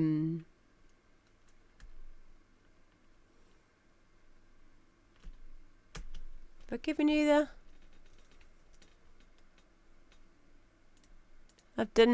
yeah, here you go. Have it again. Go give him a follow on SoundCloud, please, guys. Go, go, go. Amazing. Thank you for sending it in. Next up, we've got Audio Chaser's rework of Versatile Blue Raz. Here we go.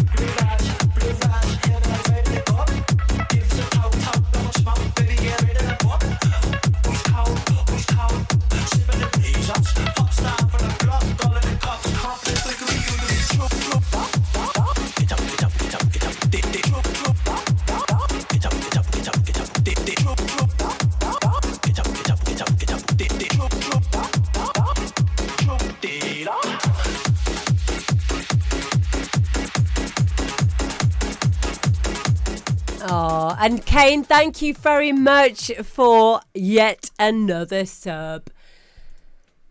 And this one being to Audio Chasers. So we just listened to Audio Chasers' rework of a track called Versatile Blue Raz.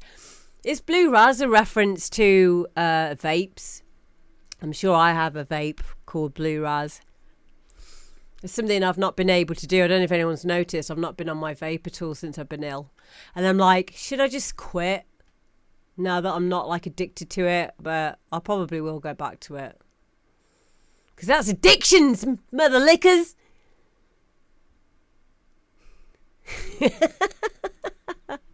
I might quit. I'll quit everything else. I quit smoking. Yeah, I might do. I might just do it like a little bit, though. That's my addiction talking, by the way. You don't have to completely quit. You just do a little tiny bit. It's okay. I don't mind. Love this track. I haven't heard the original. Not that it matters. I think it's great. I really do. And guys, please make sure you go and follow Audio Chasers. And they say on there as well, DM for download link. So I'm guessing this is going to be a free download.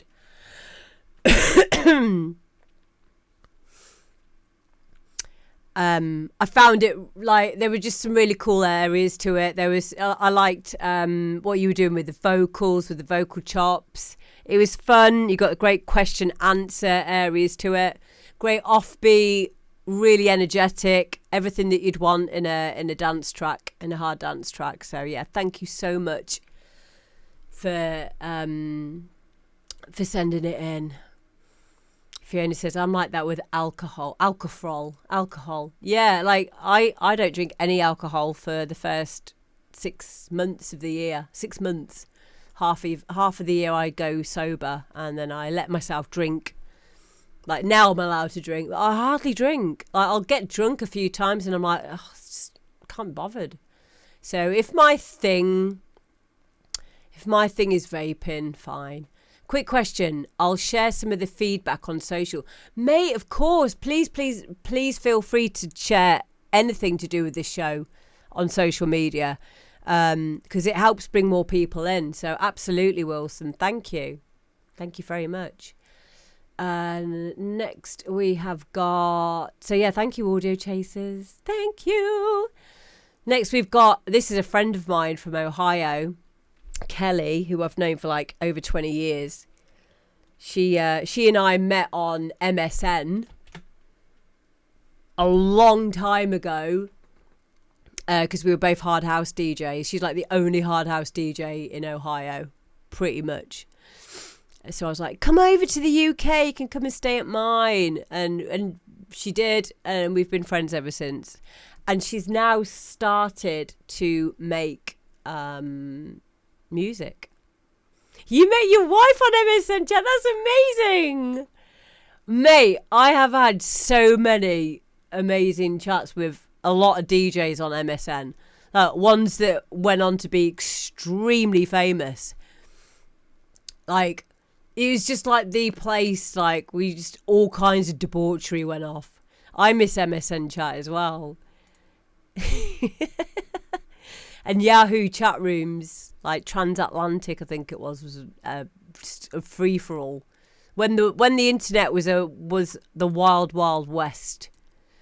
They've been together 17 years, known each other for 22. Mate, that's so cool. That's so cool. I lived AOL buddy. There's a website called, I think it's something like Vintage Installer or Installer Archive or Installer Archive Vintage. If you put that into Google, you'd probably find it. And what it will do is it will give you all the old installers, all the old exes, executables for all of these old programs. And I re-downloaded AOL Buddy quite recently, and all of the, like, my old username still worked. Everything. You still know your ICQ number. I don't think I ever had ICQ. But yeah, like you can just download it. You can download MS. I'm sure MSN's still there, and you can just like put it back. I'm going to do that actually again. I'm gonna find it again. But yeah, I keep all the old installers for everything. I don't know why, but I just because if they go like completely, I'll never be able to install them again. And if there's like an apocalypse and we don't have any internet, but we somehow have electricity, I'll still have like access to everything because I could just like install stuff. I wouldn't be able to go online with it though, but I just like collecting installers. I have them. I've literally burned them onto DVDs and stuff, like, and numbered them and put them away somewhere where they're not going to get dusty. I'm weird. Sorry.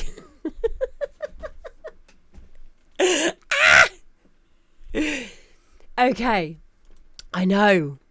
Such a nerd. The only thing that makes me a little bit cooler is my job and hair extensions. That's it. So this is my friend Naughty Cat, who I met on MSN.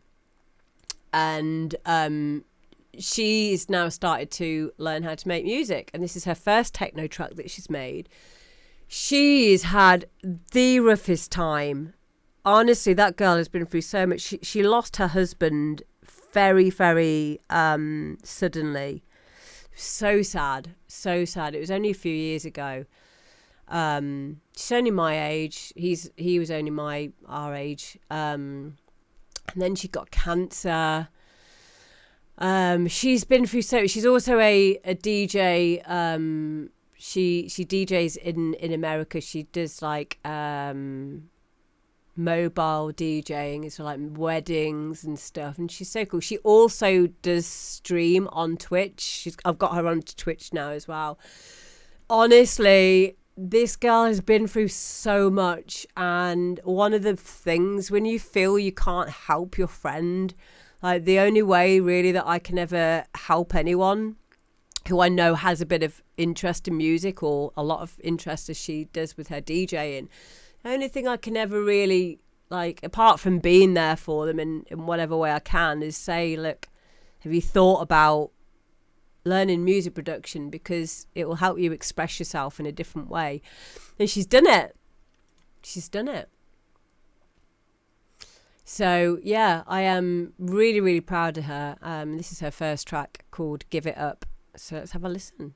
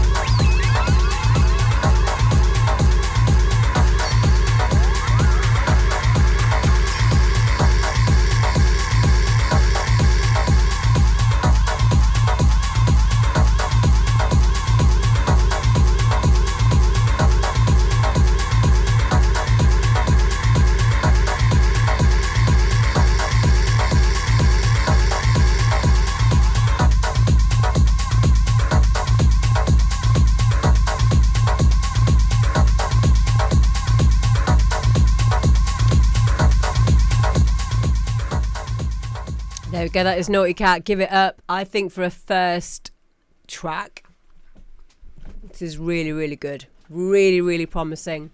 Really solid track. Keeps building. Doesn't get boring. Great ear candy. Everything that you'd want from a nice chuggy techno, chonky techno.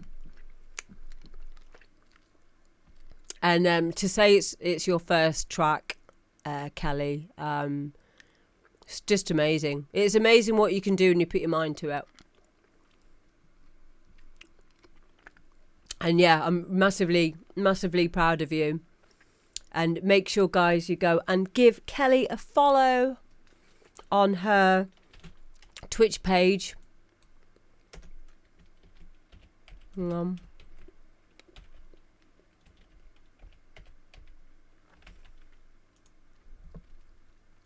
Where is it again? Naughty Cat. Go give her a follow, guys. Yeah, I loved it. Next up, we have got Prod James, and this is Low and Low.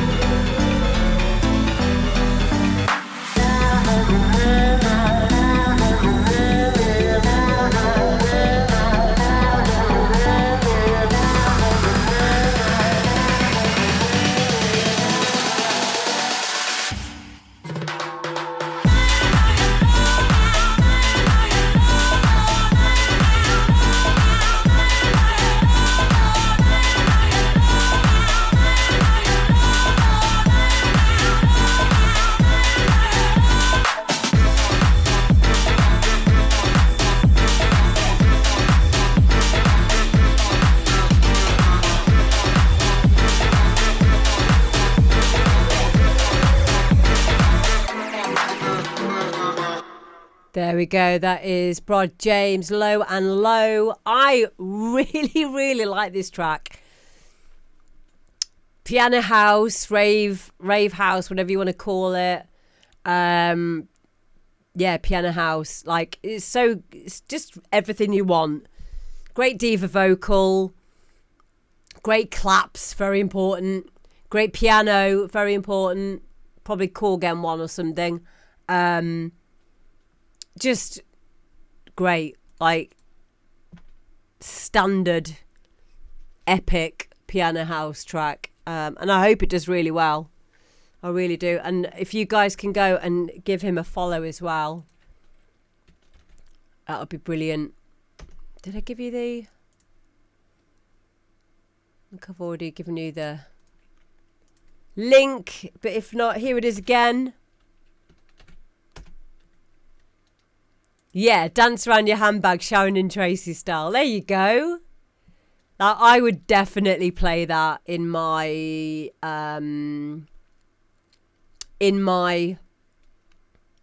tech house and house sets that I do on Sundays. It's just brilliant. It gets you moving. It's everything that you want out of a house track. So yeah, it's a big thumbs up from me. Thank you for sending it in, Brod James.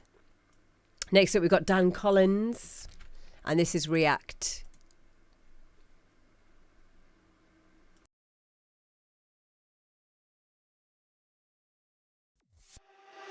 24/7 on my mind at night, all the time. You ain't even by my side, yeah. 24/7 fascinated, you got me infatuated. Feel the power in your eyes. Must be voodoo you're doing, it's pulling me back. Just a sip of your potion and my body reacts. Feel the chemicals moving, it's a matter of fact. Every time that you touch me, my body reacts, react, react. My body reacts, react, react. My body reacts, react, react. My body reacts, reacts, reacts. My body react, react, react, react. Body react, react, react, react. My body react, react, react, react. Body react, react, react. My body, body, yeah, yeah, yeah. Body react, yeah, yeah, yeah. My body react, yeah, yeah, yeah.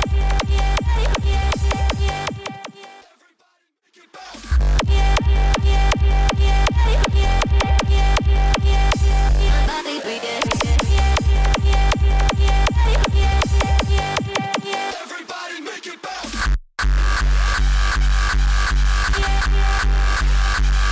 my body react. My body reacts. 24/7 on my mind at night, all the time. Like my body's hypnotized, yeah. 24/7 dominated by the spell that you created. You take me to paradise. There's something about you, love and magic. Basic, I'm alive. Basic, I'm alive. Head on fire, red hot flashes. Brings me back to life. Must be voodoo you're doing, it's pulling me back. Just a sip of your potion and my body reacts. Feel the chemicals moving, it's a matter of fact. Every time that you touch me, my body reacts.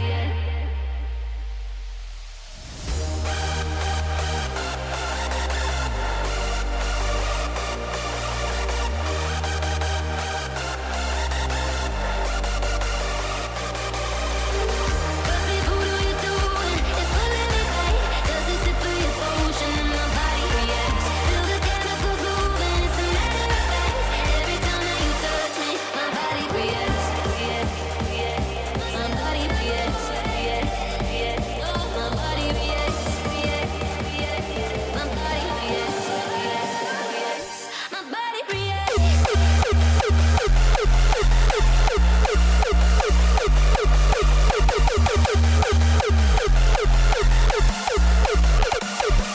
My body reacts. Must be voodoo you're doing, it's pulling me back. Just a sip of your potion and my body reacts. Feel the chemicals moving, it's a matter of fact. Every time that you touch me, my body reacts. React, react. My body reacts. React, react. My body reacts. React, react. My body reacts. React, react. 24/7 on my mind at night, all the time. You ain't even by my side, yeah. 24/7 fascinated, you got me infatuated. Feel the power in your eyes. Must be voodoo you're doing, it's pulling me back. Just a sip of your potion and my body reacts. Feel the chemicals moving, it's a matter of fact. Every time that you touch me, my body reacts.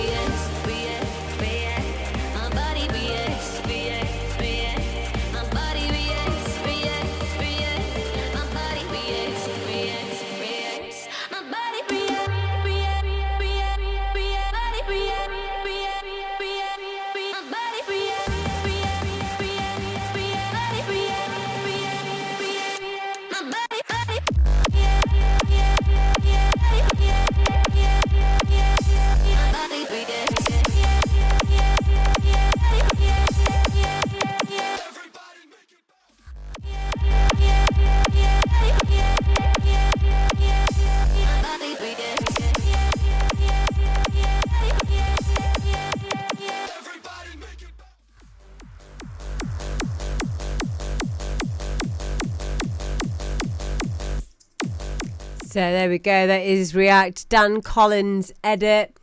I'm not sure, like, in like there's some bits where it sounds like it's cutting out. I don't know whether or not that's just to get rid of the swear words in it though, because it sounded a little bit disjointed. Like when it was fading back up again, it didn't like start from the first beat of the bar.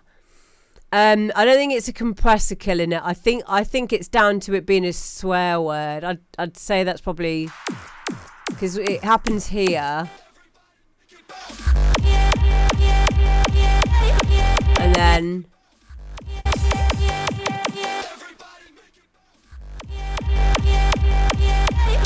I hope it's just to get rid of the swear words. If it's not, that needs to get sorted out because it's annoying. If it is just for the swear word, just take out that tiny bit. It doesn't need to be that long a fade back up again because it's making it not listenable to me. Yeah, it's saying everybody fucking bounce or something like that, or fucking jump. Do you know what would be really funny is if you didn't cut out the swear word, you just cut out the thing that it's telling you to do. Everybody fucking boop.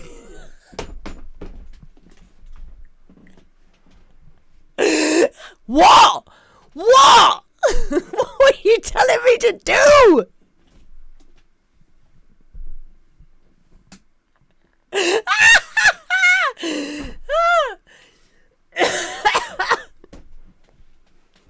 Sorry.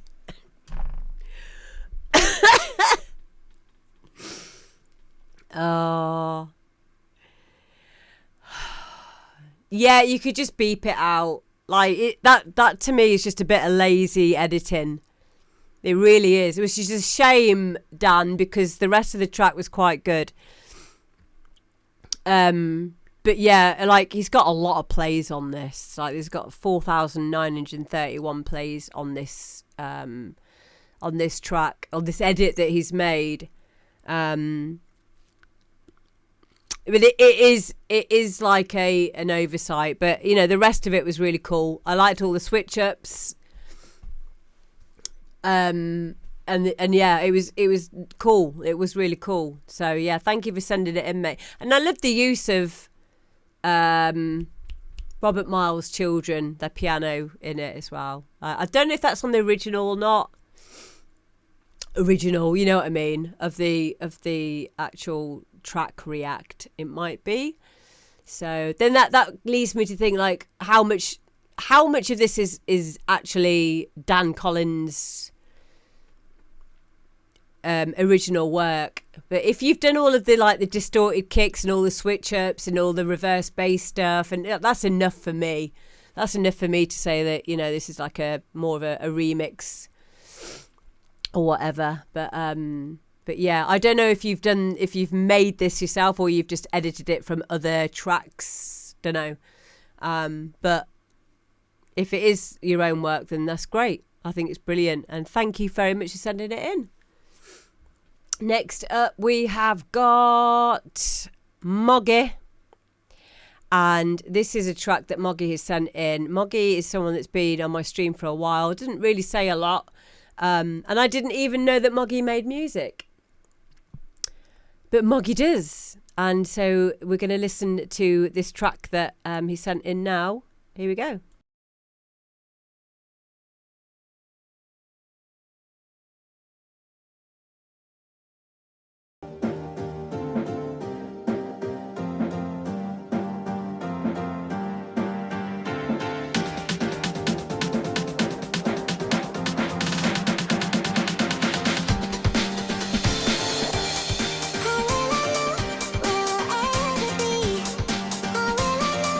You'll set me free.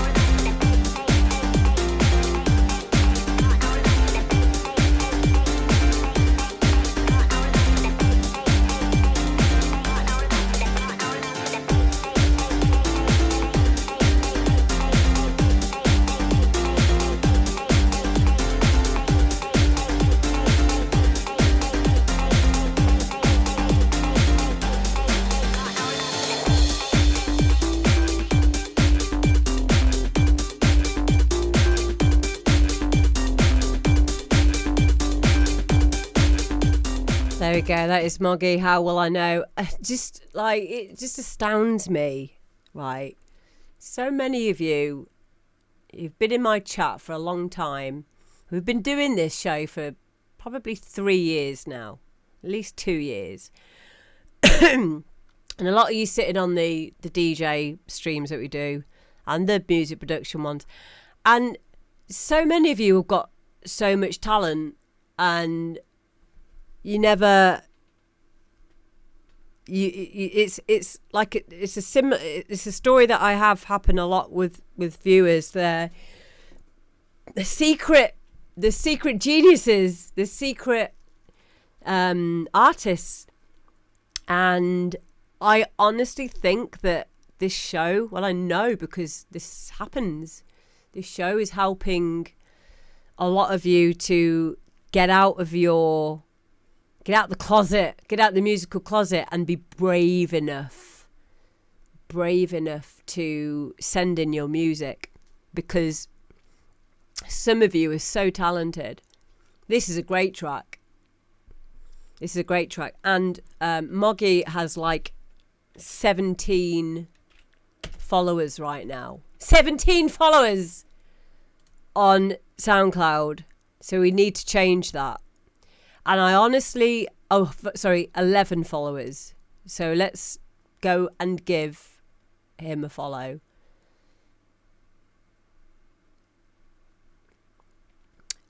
Chris, honestly, I am really proud of you first and foremost for being brave enough to send something in. And I massively hope that you continue to make music, send it in, and take this as some kind of confirmation that you should be definitely doing this. Definitely. Which is why I love doing this show, because so many people are so talented, but they don't know it. You don't know it until, you know, people like us can go, wow, that was amazing. That was well good. Because when it's just you, you're not the best judge character on your music. We say this all the time. Thank you, Liaison Music, for following Chris. Moggy's there. Hi. Yeah, I know. You said in your email how worried you were. You have nothing to worry about at all. I think you even said something like, even if this track isn't good enough to go on the show, it might be good enough to see like what not to do. And I'm like, what? Have you heard your own music? It's lovely. It's such a good track. Such a good track. You should be so proud of yourself.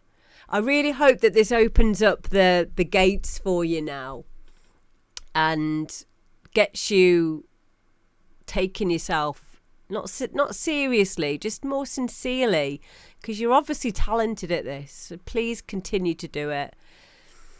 Matt says, I still need to send a track in. I have issues letting go of my music. I have to work on it for a long time before I can let it go. This is why I only release about 2 tracks a year. I understand that, Matt. Completely. Send it in whenever you're ready. Just send it in when you feel ready to do so. But I promise you, when you make that leap of faith, it will help you so much. I had to do it. I used to hang on to my music. I've been doing this now properly for 10 years. And it's very stressful. It used to be very stressful. And letting people hear my music was just like, I had to talk all the way through it. Like anyone who's like had people had people sit with them and then you let them listen to your music, you're like, you talk all the way through it. You're like, okay, I need to change this bit. Just ignore this bit for now. Blah, blah, blah.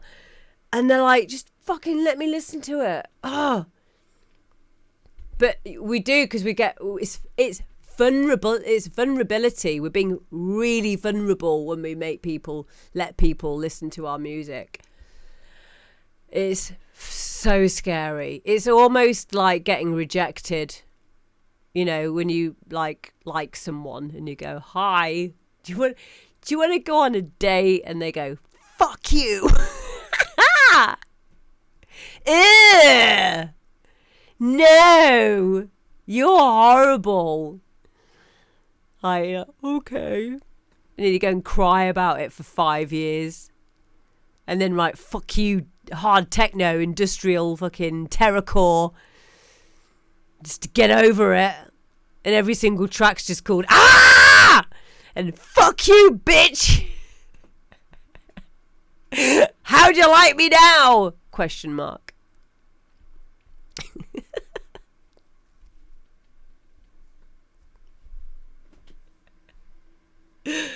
Oh, yeah, it's a struggle. I remember once I got so, like, you know, when you just like naming tracks, I just like, I'd been up for like, this is a long time. I've been up for about, I don't know, at least 3 days in the studio. And I was like, fuck this. Like, what am I doing? And I was like, well, what am I going to call this track? And I literally just headbutted the keyboard. So it was called Fnuvenik.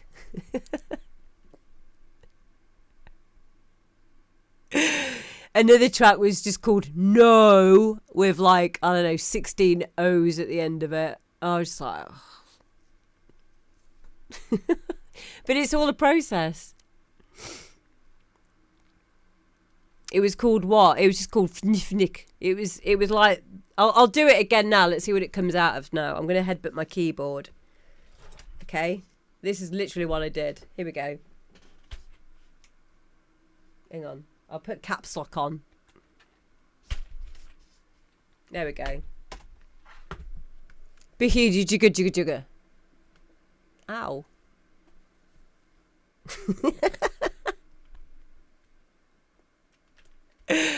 Yeah. Everyone headbutt your keyboard now, please, and put the put what it is. We've got Revbiv, brilliant. Anyone else doing it? I'll do it again. Verbegun, Jukadukaviv, Tukavug. IU. And I rolled it on that one. There we go. Brilliant.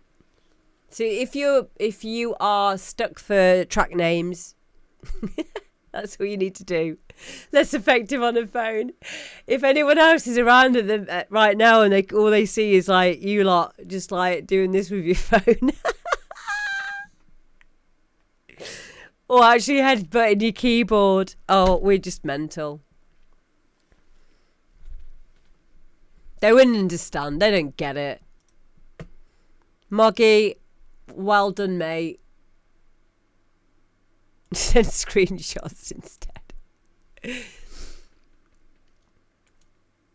Yeah, name generators are a weird one. Sometimes the more abstract a name, and I don't know about you guys, but do any of you make the title of the track before you start the tune, or like during or afterwards? Because I used to just do it afterwards, and I started to do it before on a few tracks I've made recently. I did it like with a track I made called 13, and 13 ended up being very spooky because it reminded me of the ride 13 at Alton Towers, and it really helped me to start to make decisions on what sounds I would use and how I wanted the feel of the track to be and how I wanted to express the number 13. So I think sometimes it can be helpful to have the title like there before you start the track, or at least in the early stages. Yeah, and I did it again with a track called Quantum. So Quantum made me start thinking about computery things, and it made me be more structured, I guess, with how I went about making the track. Quantum's very much, it reminds me of space. I love space.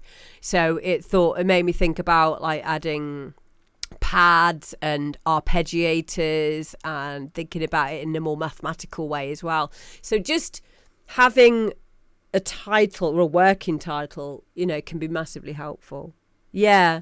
It helps to rein it in, because sometimes I think there can be too many creative ideas and tangents that can happen, and sometimes a bit of restraint and a bit of organisation and a bit of blinkers on is very helpful to get from A to B and finish the damn track. So yeah. And last but not least, we have got DJ Pulse featuring Laura Mack, A Million Miles Away, DJ Campbell remix. Here we go.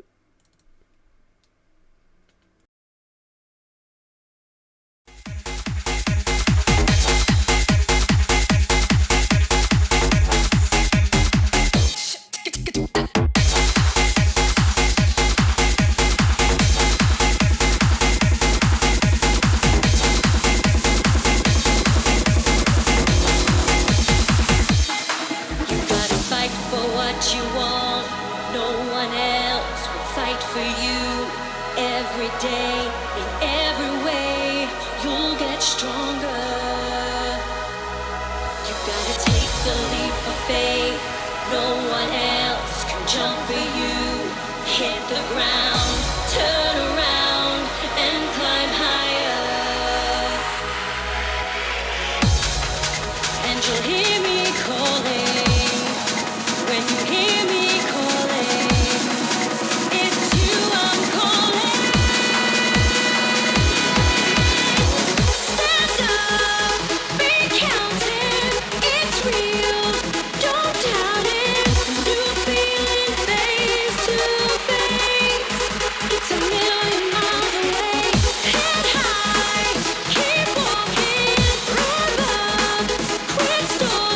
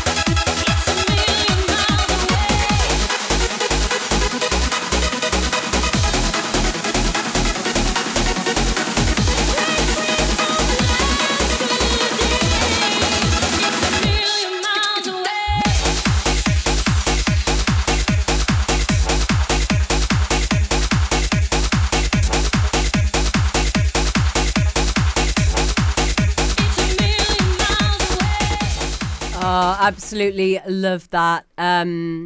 Very, very, very much love DJ Campbell's stuff as always. Again, this is no different. This is a great remix. This is something that I will definitely be playing in my bounce sets, in my harder sets.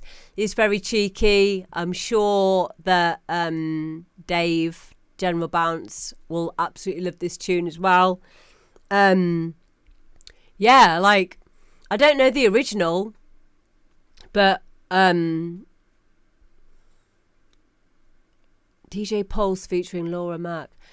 I don't know if it's a new track or if it's like a new tune or if it's like an older one, but I love this. I love the elevation in the bass progression where it goes up and then back down to the root note. Great vocal, great sounding track, everything sounding in its place, really energetic, and that's what matters. That is what matters, especially with this genre. So thank you for all the follows, guys, as well. Thank you. And that brings us to the end of another demo drop. It is my day off tomorrow. So I might be on my gaming channel. I've just seen deadmau5 is live, so we're going to go and raid deadmau5 now. I think he's doing... looks like he's doing a DJ set, which is cool. So we'll go and head there. deadmau5 has been in our stream a couple of times as well, which is cool. So he follows this channel. Yay! But yeah, we'll go and say hello, and I will see you all on Thursday. Love you. Bye. Mwah, mwah, mwah.